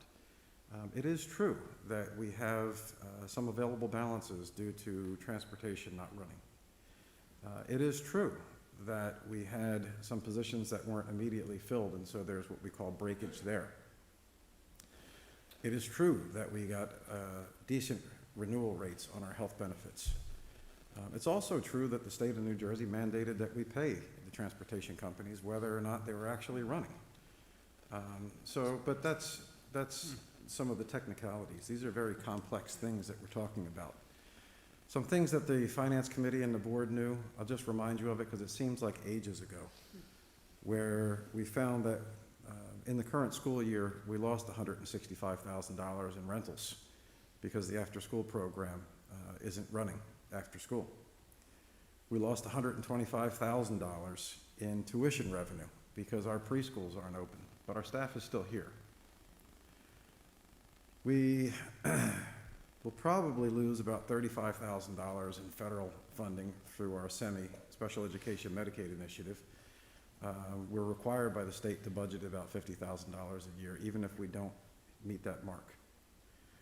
And if you're watching interest rates these days, you know that they're through the floor. And so we're probably going to be short there upwards of about $70,000. All that being said, at this time of year right now, in the board secretary's reports, which are actually an interim budget statement, which the board receives every single month, of a $78 million budget, we're only $100,000 off our revenue projection because other things have taken its place. We've been fortunate. We've had great staff who work to get us rebates on things. So we have rebates from LED lights, much to the credit of James Alberti and Steve Taxis, and to the tune of $65,000 there to make up the difference. We've received extraordinary aid in the current school year for special education to the tune of $65,000. These were unbudgeted and unexpected things. I want to take the board back to May of last year when the board or we came forward and asked the board to make a subsidy payment over to the food service department. And you did that. So your forward thinking last year has kept them afloat because there is no way that the food service department could maintain its positive revenue without you. We're not running school lunches like we used to. And so, of course, we're running lunches and we're being subsidized by the government, but not enough to pay for our salaries. And so you did that through surpluses and fund balances, we call it. And so many thanks to you for that. And so when we see, and the question comes up, well, what are we going to do with surpluses in the current year? Well, my recommendation to you is we do what we always do. is that we become and maintain our financial stability. We are financially stable. I shouldn't say we've become it. But I often say that we need to be financially sustainable, not just green sustainable in terms of our environment. And so what we do as the Board of Education, I am not part of that process, but what we do to support you, and our recommendations have always been to pay it forward into the next year. So in the budget, we have deposits into our capital reserve. So with any types of proceeds we have deposits that'll let us replace the roof on Slackwood. That's there. We have deposits that will help us with capital maintenance. There are things that we're doing in the budget right now. And so where we've deferred purchases of school buses, we can do that right now. They last 15 years, where we will not impact the tax rate. And of course, we're always maintaining our facilities and improving those. And so when the question comes up, what are we doing? Well, we're taking this opportunity to make sure that we're financially sustainable next year and into the future. So moving a little further here. This is one sensitive clicker. So the budget highlights, talking about the board's goals and things that have come up in most recent times and things that are very acute and on your mind. We have invested in equity in this budget. And so we have staff in this budget who are focused just on the concept of equity. This is something that we've been working on for many months. We've done it as a team, and we're looking to be laser focused on that by putting a person in that to take primary responsibility. We're investing in counseling, so you'll find that our guidance lines have increased. Counseling has its various forms, of course, whether that's one-on-one counseling for coursework or if it's counseling for your future, whatever that may be, workplace readiness, college, etc. We're focusing, of course, on special education. We'll see an increase over at the intermediate school, and the board has approved the various programs on the agenda. And as we do that, we're going to maintain our focus on technology with our one-to-one initiatives. And as I've already said, we're going to see what we can do to provide greater opportunities. Andrew has said many times, and he's not here, so I'll say it for him, that we've said, well, what does this mean, this technology that we have with one-to-one? Now that we know the level of our connectivity and we know the level of our ability for remote instruction, what can we do for kids who have differing schedules? Where will we grow the school district in terms of how it serves its customers, its kids, its parents into the future? What can we do with this technology? We have ideas. And of course, we're going to maintain a safe environment as we cultivate options. For the theater kids, who are students rather, behind me, one of the things we thought about with the CARES money that we'll be receiving is that perhaps we can build outside learning places where we would be able to, for example, if it was behind the middle school, put in cement pads back there and do something with cover for you. So, and that would be perfect for what you're talking about, right? Can we do that not only perhaps in the middle school, but in courtyards at other buildings? And so we're looking and saying, okay, we have a hurdle, but after we're over that hurdle, how do we make this a better place? And so that it wasn't just a one-shot deal, right? So yes, we're thinking right along your lines. And then we'll continue on with the referendum. We have some things to do here. So you'll see in the budget that the referendum, of course, is passed, but we have some other things that are happening now. Stephen, who's in the room and makes all of this possible through technology, is making sure that we have our intruder sensors where if the doors are propped, we'll know. So we're continuing to push on all of those things that we did in 2018. But also in the budget, you'll see that we'll be repaving Slackwood School. We'll be repaving Eldridge Park Elementary School, the intermediate school. And also we'll be doing the lot in the admin building. In the future years, we're looking at doing the Ben Franklin School. And we have plans for various other improvements as we go. We'll of course do the things that the board's already brought up, and so we're on our way to replacing the girls' locker room, if Ms. Scott can hear me. Yes, we're still marching down that road. And for Ms. Groger, indeed, we're still looking at safety lighting out on Field 1. So as there are so many good ideas that are out there, we don't forget them. It's just a matter of when, not a matter of if. So what's happening with us in terms of the budget? Our cost drivers continue to be enrollment fluctuations and shifts. Salaries and benefits are still the driver of our budget, 80% when you take the two together. And the program increases reflect enrollments, and we'll get to that a little later. So for the interesting things that happened this year with us, we were fortunate. We received $630,000 in additional aid from the state of New Jersey.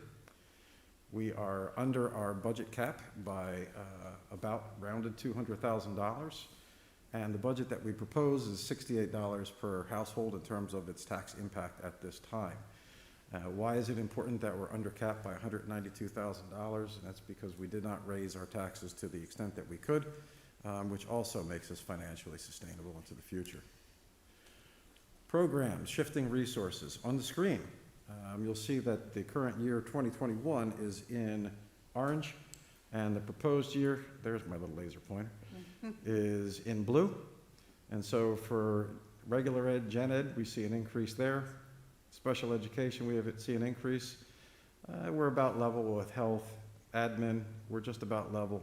And same thing with security, we're just down a little bit, but it's security, maintenance, and utilities, not much there. Here's the thing that's interesting. Not only did we come in under cap, but our health benefits renewal for medical will be at a -5%. That's enormous for us. We've had flat before, we've never had a negative renewal. And we're waiting on prescription now, we think it's flat and it could be negative. So that's good news for taxpayers and it's good news for employees who share in that expense. You'll see that transportation year to year is going up, and here's where they are right here in terms of the changes. In your budget packet, you have this presentation. On the tail end of this presentation, I've put all the details of what goes into regular education so that you can see it. It's on the last page. And just to be mindful, this is the adjusted budget this year. So when we look over here in transportation and you see an $810,000 increase, it's not necessarily that this number, 21, 22, is going up so much, is that we've transferred the money out of this line right here in terms of some of the savings in this year, and you may find it in places like maintenance right here. So this one's artificially high. So the question was, what are you doing with any savings? We're maintaining our buildings and we're doing things that we hadn't done in the past. Okay? Any questions? All right. Tom, I have a question. Sure. All of the cleaning stuff that we're doing and the PPE that we've added this year that we never had in years past, that's under the utilities. That'll be some, section, right? yeah, it's under this section here. Much of it was purchased in the previous year, but we'll continue to purchase things such as desk And that's partitions. that was like a new expense that we never. Oh, it was huge. Yeah, I think if we look at all of what we spent, we're probably ballpark coming on $400,000 in PPE and safety supplies. And how did the CARES Acts affect those? So there's a variety of different grants, and some, especially the ones from New Jersey, were absolutely critical in helping us. So the one that you don't hear about very often is called the CRF. You hear about CARES 1 and CARES 2, but you don't hear about the CRF funds, which was direct state aid. New Jersey really made the aid come to us, and they did it fast. And they wanted it spent fast. And they did a really nice job. They came through, and they didn't handcuff us with the bureaucracy and rules that you'll often see in federal grants. Thank you. Greatest instructional asset we have, and I don't know, but I put the star there, and then I put the star right on our teacher there, and then I realized I made her a sneetch. So our greatest instructional asset is still what drives our budget. So salaries and benefits are here, and the increase is where you would expect it to be. And so one of the things that we realize is, indeed, financial resources are important, but perhaps the most important is the time that we have with our kids and the expertise we have to make it worth it when we're together. The line that you'll see here, $2,541,000 capital outlay. That's what we talked about earlier in terms of construction projects, and we'll get to that in a minute. Oftentimes, I think it was Kevin who asked, how do you afford to, when we have 3% settlements and health benefits that go up over the course of years, how do you afford to fund that? This is a graph that shows you from 12-13 all the way to 21-22. Salaries and benefits are here, and you'll see that the growth happens here, and everything else kind of remains flat. And so we've done this in any number of ways, from finding savings in, well, we've done some things that weren't popular. We've had some outsourcing savings. We've stopped that. Now we're in a good place of balance. We've done some outsourcing in terms of when it costs us too much, and then we've done some insourcing when we run our own routes and take things back. And so we're always looking at a make and buy decision here. Can I ask you to back up to that one? Sure. Before, the one before this. One before it. That one. Out-of-district tuition. Yeah. How do you get to that proposed number? Are you really looking at?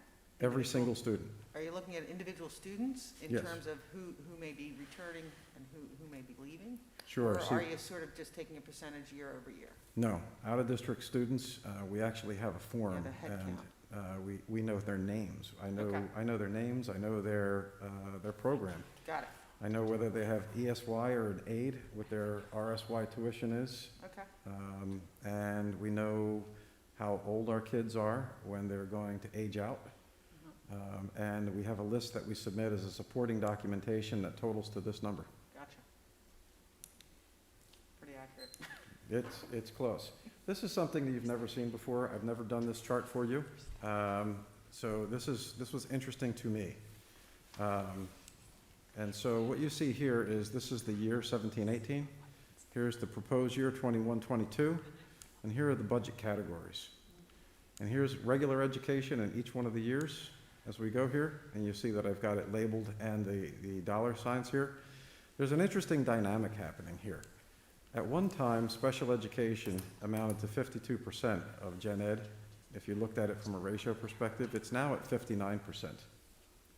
And the interesting thing about that really was when you take this year and you really rewind it all the way back and you go over to 11-12, it was at 44%. So what's happening more and more is that in terms of its proportion to gen ed, special ed is increasing rapidly, especially if you go back to 11-12. And there it sat at 44%.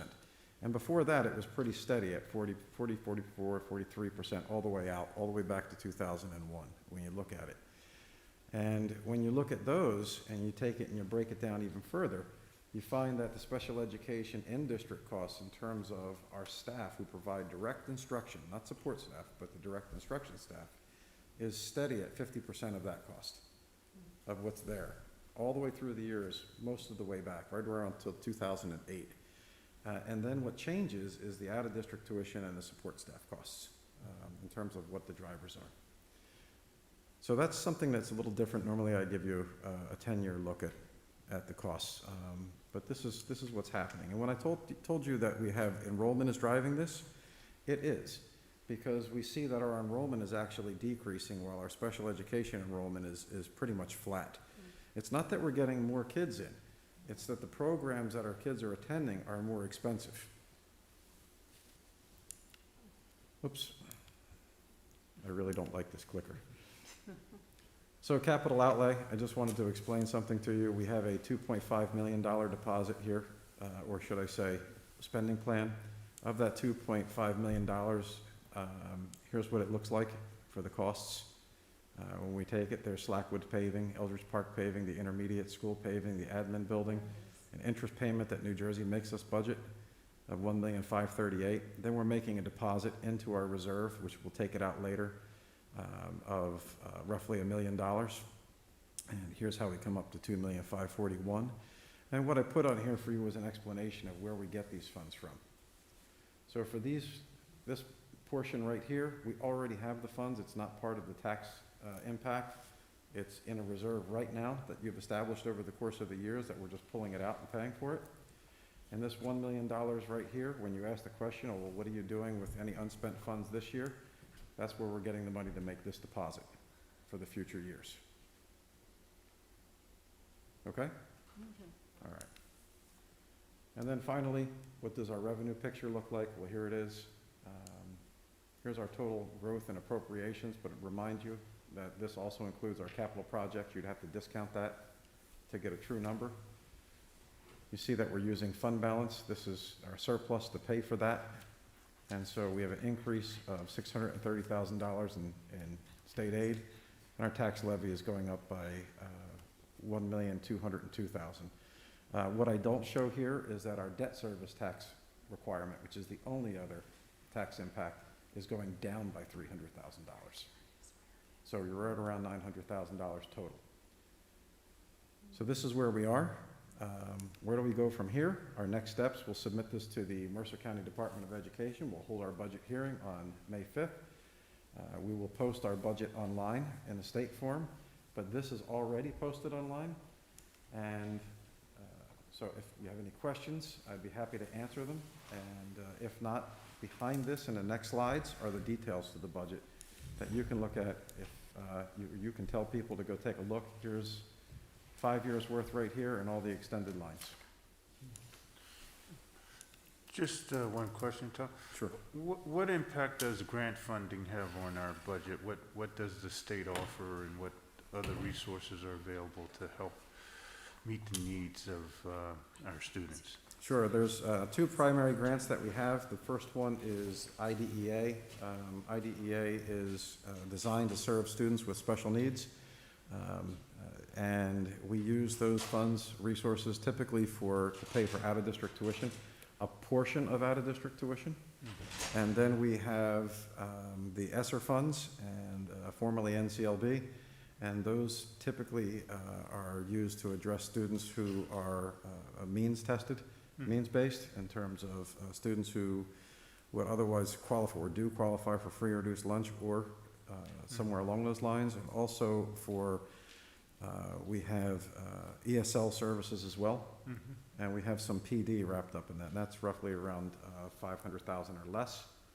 And the thing that we're always mindful of is we need to support our main body of our program with our operational budget, which was just presented to you. Yes. The grants are never a sure thing. They're stable. We expect that we'll get them, but it could fluctuate. Typically, we're told we should only budget 85% of the current year. So that's where we rest our hat right there.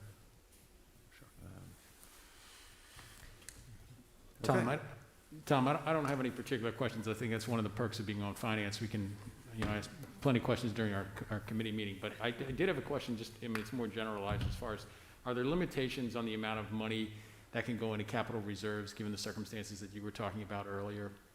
As per the state or as per a district or anyone along those lines? Yeah, sure. The capital reserves are governed by what they call the local share of what the projects are. So if you're going to deposit, you can't have in capital reserve balances that are greater than your local share.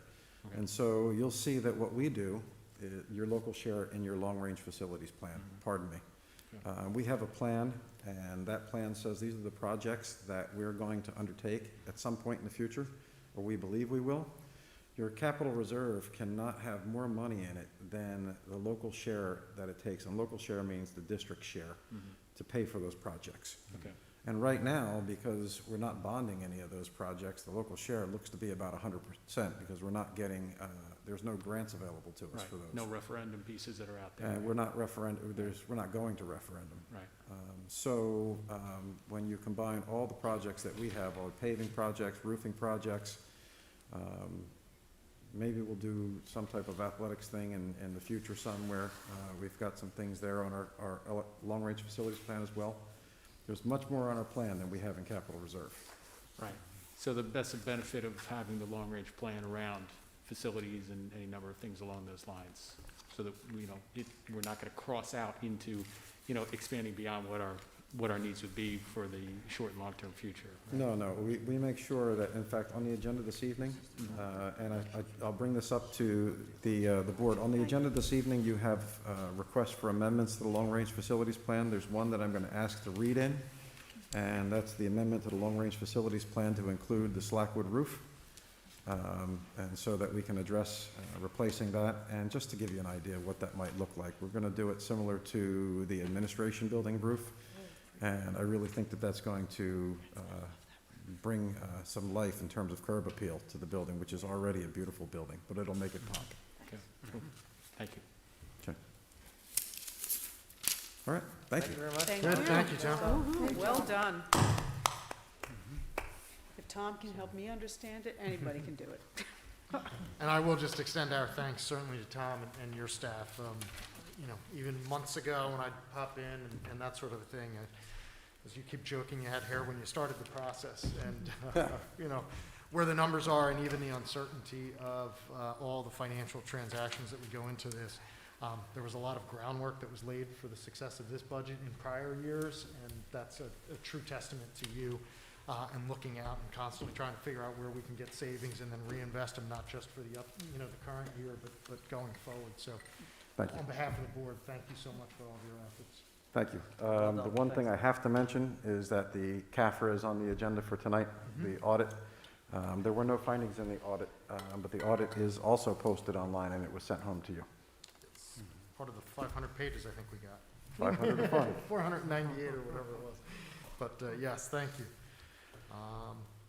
With that, we'll move on. President's report. I have nothing else to report this evening, but again, just my thanks to everyone, including all of our staff, parents. We are getting lots of positive feedback, and I know it is frustrating for those that are looking for more in-person education and experiences, but by the same token, we are hearing lots of great positive comments. I know our administration and all of our staff are really looking at ways to keep the kids engaged. Warm weather is finally upon us. That is kind of reinvigorating and getting the excitement, and we do want to capitalize on that. So thank you to everyone for their patience as we get through this year. Let's see. Pardon me, I'm just trying to figure out how, there we go. That's the mouse. With that, we will move on to our committee reports. Community relations. Community Relations did meet last Thursday, March 4th, from 5 to 6 p.m. In attendance was Joyce Scott, Gregory Johnson, Patricia Farmer, Lana Mueller, Linda Mithog, and Ross Kaysen and myself. We spent the entirety of the hour on establishing our action plan for our board goal to increase the quality of communication between board and all of its stakeholders. We have 3 activities on that action plan. I'll be very brief. Community Relations plans on holding 2 open meetings, one in May and one in October. They would be theme focused. More description about that to come. Our additional action plan item to further our goal of increased quality of communication is to gather and publicize board accomplishments annually. We'll do that by eliciting from all board members accomplishments on a bi-monthly basis. And at the end of the year, we will publicize that. And we have committed to completing the board self-eval by mid-October, and a report would come before the end of the year. A summary of those findings would be publicized as well. So once this action plan is in a format that is able to be posted and has been reviewed by the board at large, it will get put on our school district website. That's it. Our next meeting is April 8th, 8:30 in the morning. Great, thank you. Negotiations update. Negotiations did meet. We are currently working with our Principals and Supervisors Association. We are making great progress on that, and just to extend our thanks and appreciation to the true professionals. I mean, it really is a true partnership that we have with all of our associations, and in particular the Principals and Supervisors Association. We are making very good progress on that, and trying to meet their needs, as they're been very, very receptive to the constraints that we've been under. So we'll have more in the upcoming months as we conclude those, but we're making exceptional progress on that. Equity Committee. I have nothing to report on equity. Guidance? Guidance and Mental Health had their first meeting on February 11th. It was Ross Andrew, Michelle King, Patricia Farmer, Pepper Evans, and myself. We have come up with 2 different goals that we have that we're going to expand upon in the future. One is just looking at the guidance department and sort of what's going on in guidance and how we can just maximize the expertise. We will be meeting next week to really drill down and come up with some goals.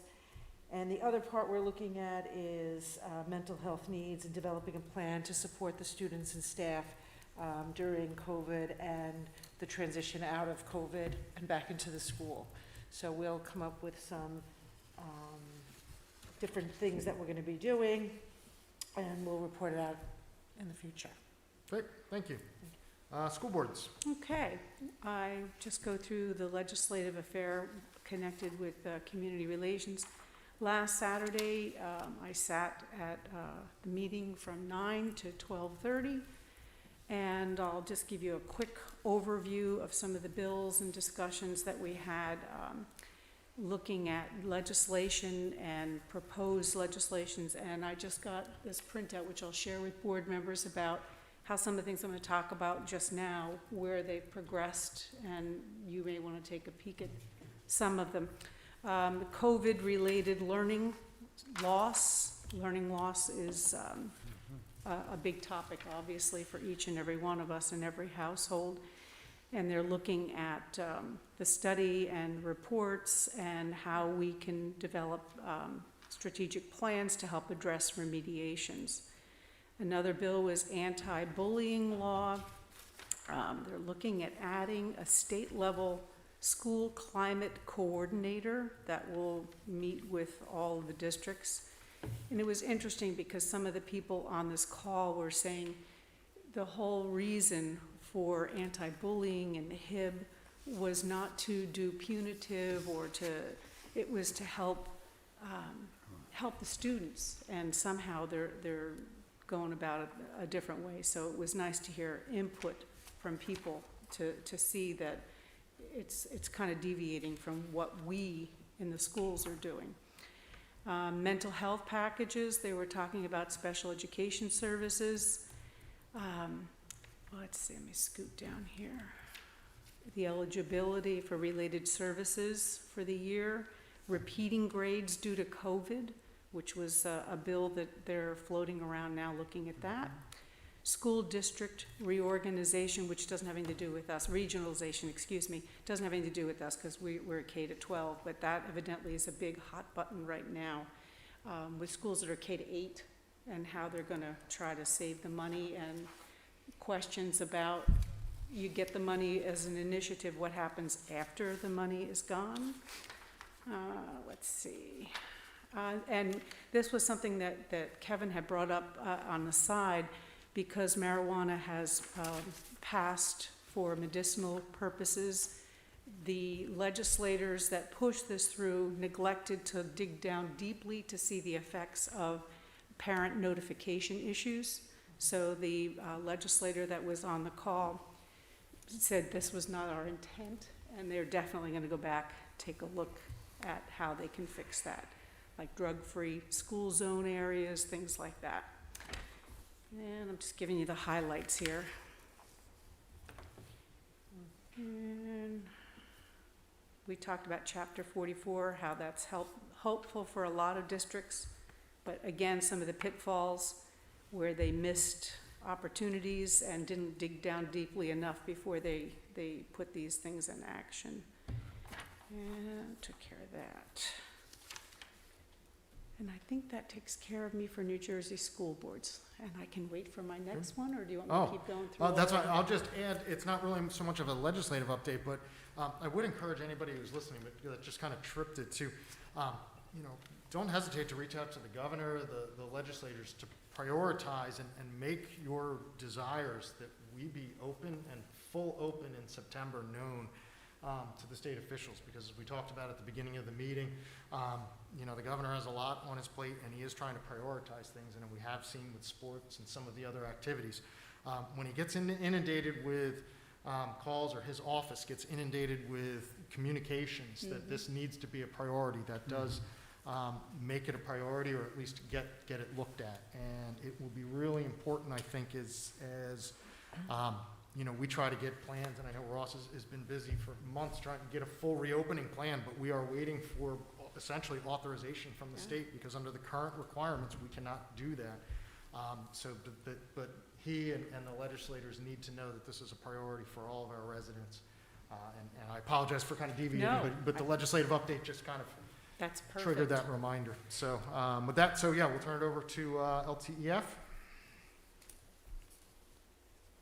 And LTEF, my goodness, thank you so much for today, or tonight rather. I love going to give out those awards, the grant awards. It's so exciting to see the hard work of the teachers and the administration that have taken the time to write those grants, and then to see it turn into something that the kids are going to get to, and staff will get to make their programs even shine brighter.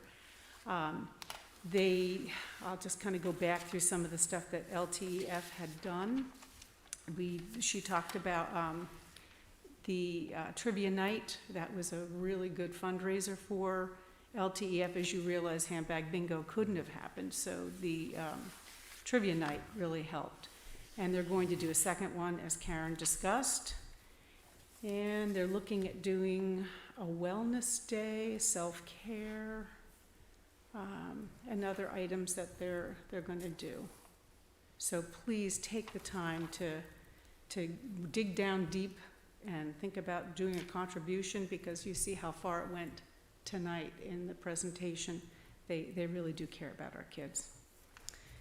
Okay, and that's for LTEF. Great, thanks. Town Council?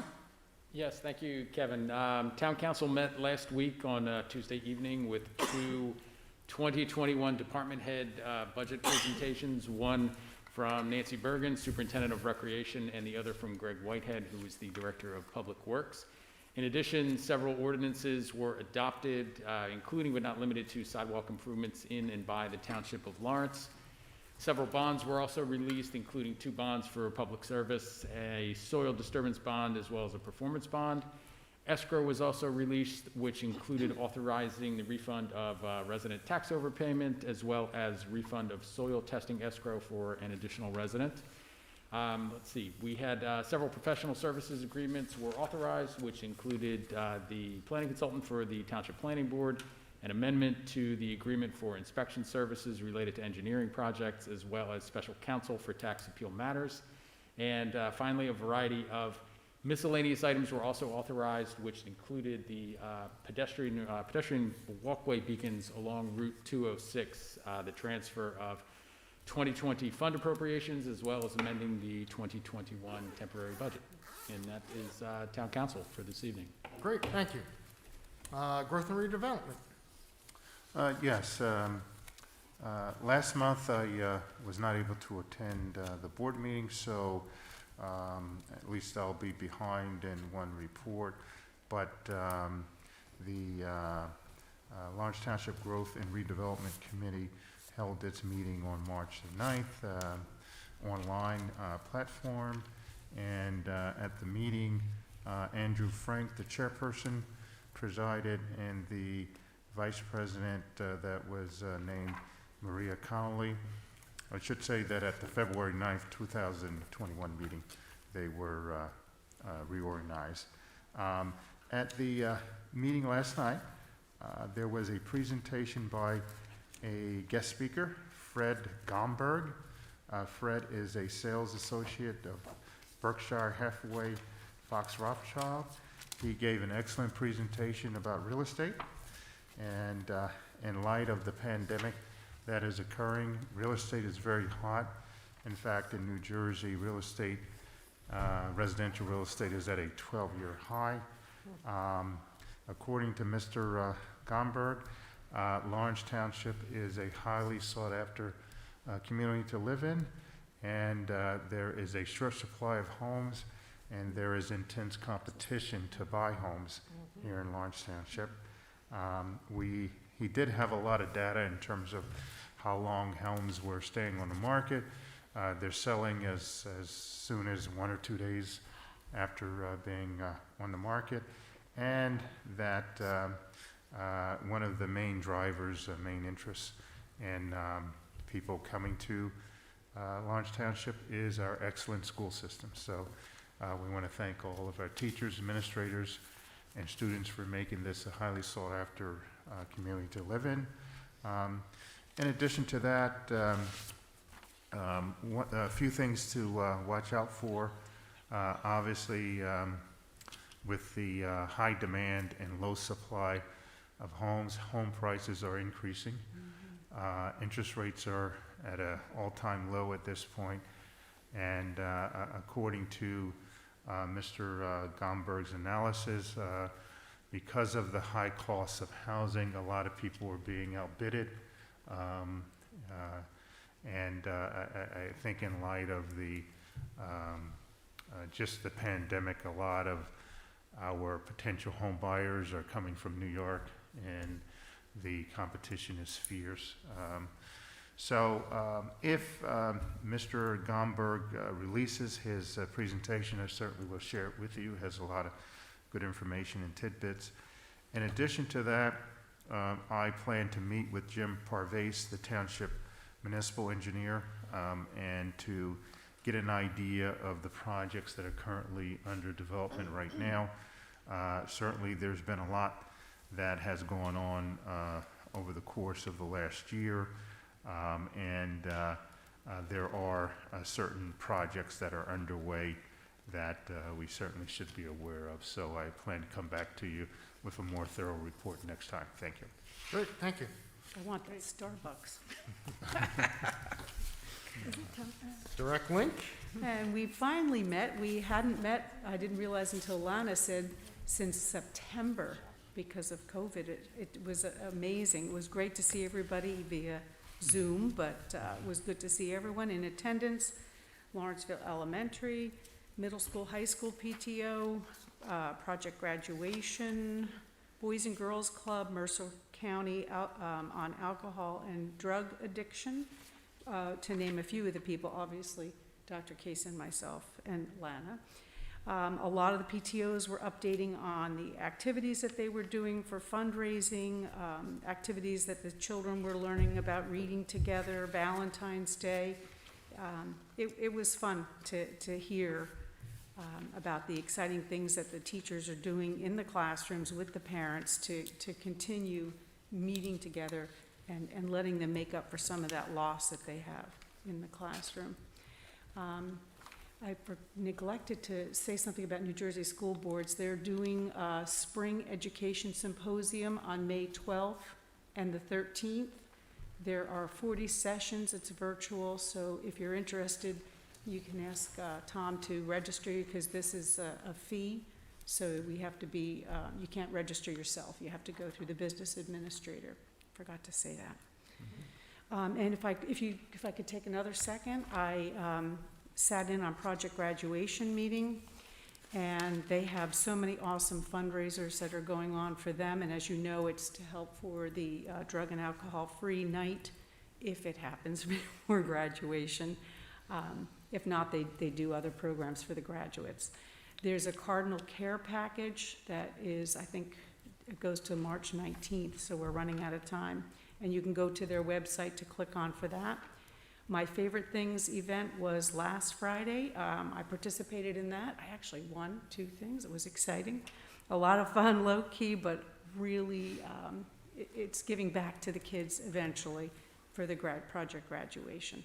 So stay tuned and keep your eyes. If you click on the high school link, you can go directly to project graduation and keep in touch with what's going on there.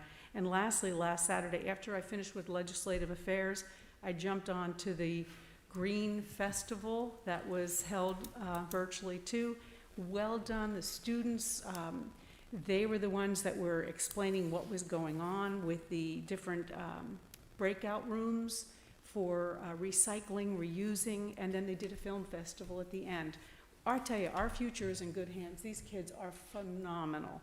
And now I promise I'll be quiet for the rest of the night. I hope not. You have a personnel update Oh, coming that's up. right. I have one more, the big thing. Very good, thank you. Partnership. Hi, I'll be brief, thank you. I did get an opportunity to visit with the Every Child Value program. This month I met with the executive director, Nicole Cody, and also got to see the students in their after-school program and attend one of their breakfasts, which was quite tasty. I didn't partake, but very healthy breakfast, and just really enjoyed establishing that relationship. And I'm looking forward to engaging with them more on some community activities and visiting. And just a couple of other things just that I did around town was, I did attend the virtual Lawrence High School Black Student Union Black History Month, which was, I think was mentioned last week, was very interesting and well done. And also wanted to give a kudos to Miss Clark, because she really, through the pandemic, she persevered, brought me to tears on that program, just wonderful. And I also got to catch a glimpse of the Lawrence Middle School Black History Museum, which is really well done. It's my first time seeing that. And also have attended a couple of the Black Education Advancement Council's virtual workshops. They did a total of 4, and I was able to listen in on a few of their workshops, which were also excellent. And I've shared that information also with the Ever Child Values, so they'll be doing some things together, which is really phenomenal. So that's it for partnerships. Great, that's fantastic, thank you. We have no VOTEC report this evening, so special education. Special education did not meet. Thank you. We'll move to our next opportunity for public input. Seeing none, we'll move on to our board discussion and action items. Personnel.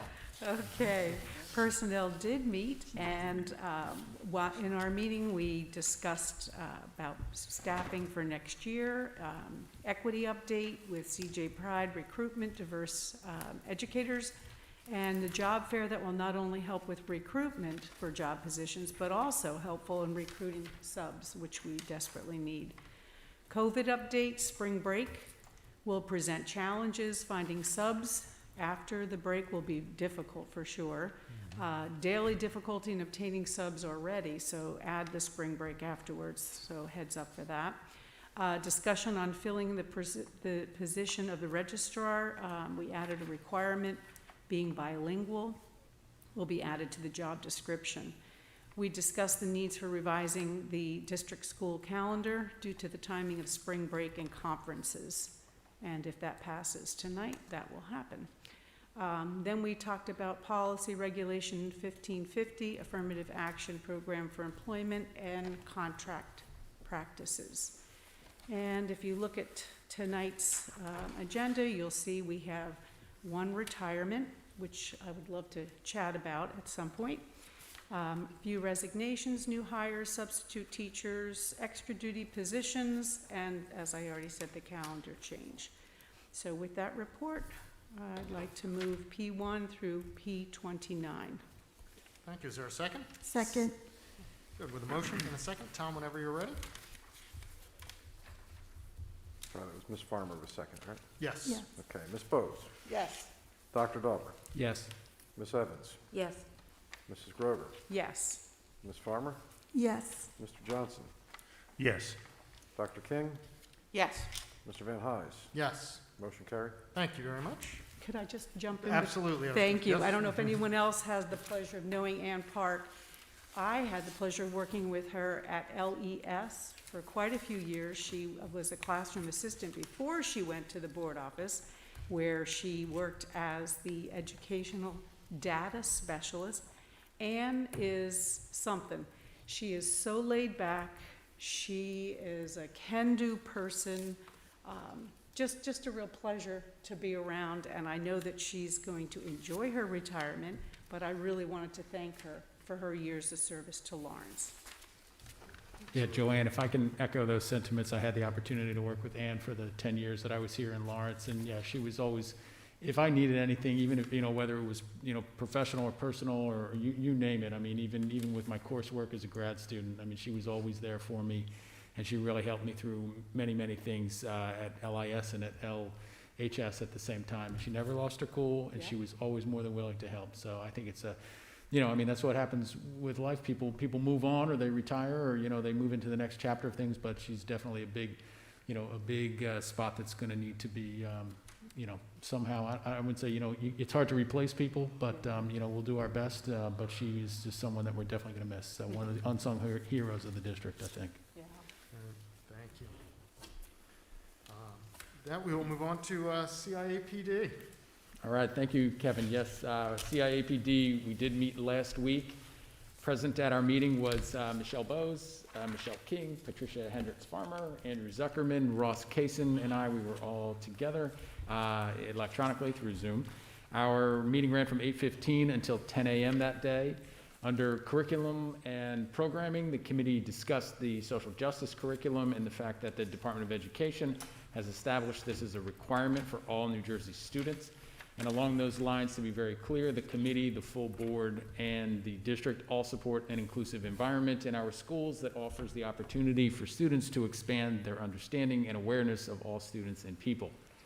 The textbook approval process is underway for 2 social studies books titled African American Studies, Freedom on My Mind, as well as Social Justice, From Thought to Action. Humanities supervisor Mary Pancoast and high school teacher Jametta Clark are leading this committee. With regard to instruction, Dr. Zuckerman is in the process of pursuing teachers via outside consultants to support the REACH program, which, as we discussed earlier, is a Saturday morning program to you know, kind of combat the pandemic and instructional circumstances and learning circumstances for students. Andrew is also reviewing first semester attendance to confirm the need for, the need to create a credit completion program as per state guidelines around high school graduation. Under assessment pertaining to state testing, no waivers have been given to the state of New Jersey by the federal government. So with that, New Jersey would be expected to implement the NJSLA assessment this spring. More information will follow from the Office of Instruction in the district. In terms of professional development, the district intends to further expand opportunities for Wilson Level 2 certification. Level 2 certification is something that will allow certified teachers to work with small groups of students and small groups of children versus one-on-one with students, as is the case with Level 1 certification. In addition to that, grants, the district is working through ways in which to utilize CARES Act funding. Under CARES 2, the district received upwards of $1.3 million in funding, and if you're not familiar, CARES funding offers school districts grant monies to use on a broad range of things given the pandemic, from laptops to internet hotspots to cleaning supplies, face masks, teacher trainings, things along those lines.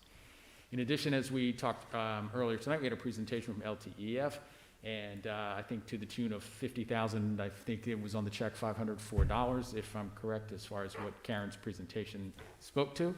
And that's always, it's always a great time, and as many people have said, so we definitely appreciate all of that support from LTEF. No policies and regulations for recommendation or review this, this month. We did have a healthy discussion, much of which was noted earlier, as to the potential for expanding hybrid learning opportunities for students, which was discussed earlier. So if there is nothing else along those lines, no questions, comments, or concerns. John, I do have one, before we move. Yeah, go ahead. IS 6, 7, and 8. I had some questions around them, and I brought them to Linda Method. Back in summer of 2019, we had wrapped up our special ed ad hoc committee. Okay. And, one of our primary missions there were to use the next, we had at least a 3-year plan at that point to begin the process of developing more specific programs than what is the multiply disabled program. So just curious as to, are we expanding the multiply disabled program, which would then go against, anyhow, Linda gave me a wonderful, thorough answer, and has, I'm not gonna give all the details here, but I do just wanna assure folks that, that 3-year plan that began in the 1920 school year did continue even last year during COVID. And while we don't see it reflected in these specific motions, there are movements toward behavior disorder classrooms, language-based learning disabilities classrooms, and advancing the autism program, beginning at the elementary school, moving into the intermediate school and onto the middle school. So I was very pleased with Linda's response. All right, thank you, Michelle, appreciate it. And so if we're good, if anyone has anything else, if not, we're going to make a motion to approve items IS1 through IS8.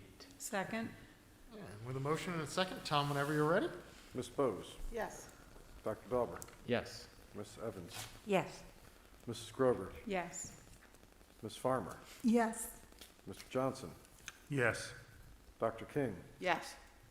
Mr. Van Hise. Yes. Motion carried. Thank you. Finance. Finance met for 90 minutes on Friday, March 5th. Present were Ross Cason, Tom Eldridge, Kevin Van Heist, John Dauber, Joyce Scott, and me. Tom went over the budget highlights. I'll go over them again for you now because I know everybody wants to hear it again. We discussed state aid and pandemic-related savings. The funds will be reinvested in delivering education safer and more sustainably. We greenlighted Tom to replace the failing roof at Slackwood with a metal roof, and we agreed that the start date should be a time when the fewest students are impacted because the process is very noisy. So, probably hear it at my house. With that, I'd like to move items 1 through 21. Second. Thank you. Motion and a second, Tom, whenever you're ready. Ms. Bose, Yes. Dr. Dauber, Yes. Ms. Evans, Yes. Mrs. Grover, Yes. Ms. Farmer, Yes. Mr. Johnson, Yes. Dr. King, Yes. Mr. Van Hise. Yes. Motion carried. Thank you. We'll move to our last opportunity for public input. Seeing none, we will move on to new business. We have 2 amendments to new business. Sure, Yes, I'll read them thank for you. NB 10 is additional. It's as follows. Whereas New Jersey Administrative Code 6A:3-1.13D requires that a Board of Education provide a resolution authorizing settlement, indicating that the District Board of Education has consented to the terms of the settlement. Be it resolved that the board hereby consents to settlement with family and student pursuant to the terms of the release and settlement agreement attached hereto, and authorizes the Board of Education President, Mr. Kevin Van Hise, to execute the agreement on behalf of the board. NB number 11, motion to amend the long-range facilities plan to include the following project and to submit facilities project applications to the State of New Jersey Department of Education. And furthermore, that these projects be considered other capital projects and that the district is not seeking debt service aid or grant funding, and that the project will be funded through the capital reserve via withdrawal. The project is Slackwood Elementary School roof replacement. And I have a note here that a separate motion for a withdrawal from capital reserve will occur at a subsequent meeting. So that is NB 10 and NB 11. Great, thank you. Like to move those? Yeah. And with that, I'd like to move new business 1 through new business 11. Thank you. Is there a second? Second. With a motion and a second, Tom, whenever you're ready. Ms. Bose, Yes. Dr. Dauber, Yes. Ms. Evans, Yes. Mrs. Grover, Yes. Ms. Farmer, Yes. Mr. Johnson, Yes. Dr. King, Yes. Mr. Van Hise. Yes. Motion carried. Thank you. With that, we will thank everybody again for all of their time and effort over the last month, and we'll see you again real soon. So with that, we'll entertain our final motion of the evening. Somebody would like to make a motion to adjourn? So moved. Is there a Second. All in favor? Aye. Any opposed? Seeing none, we're adjourned. Thank you. Thank you. Thank you.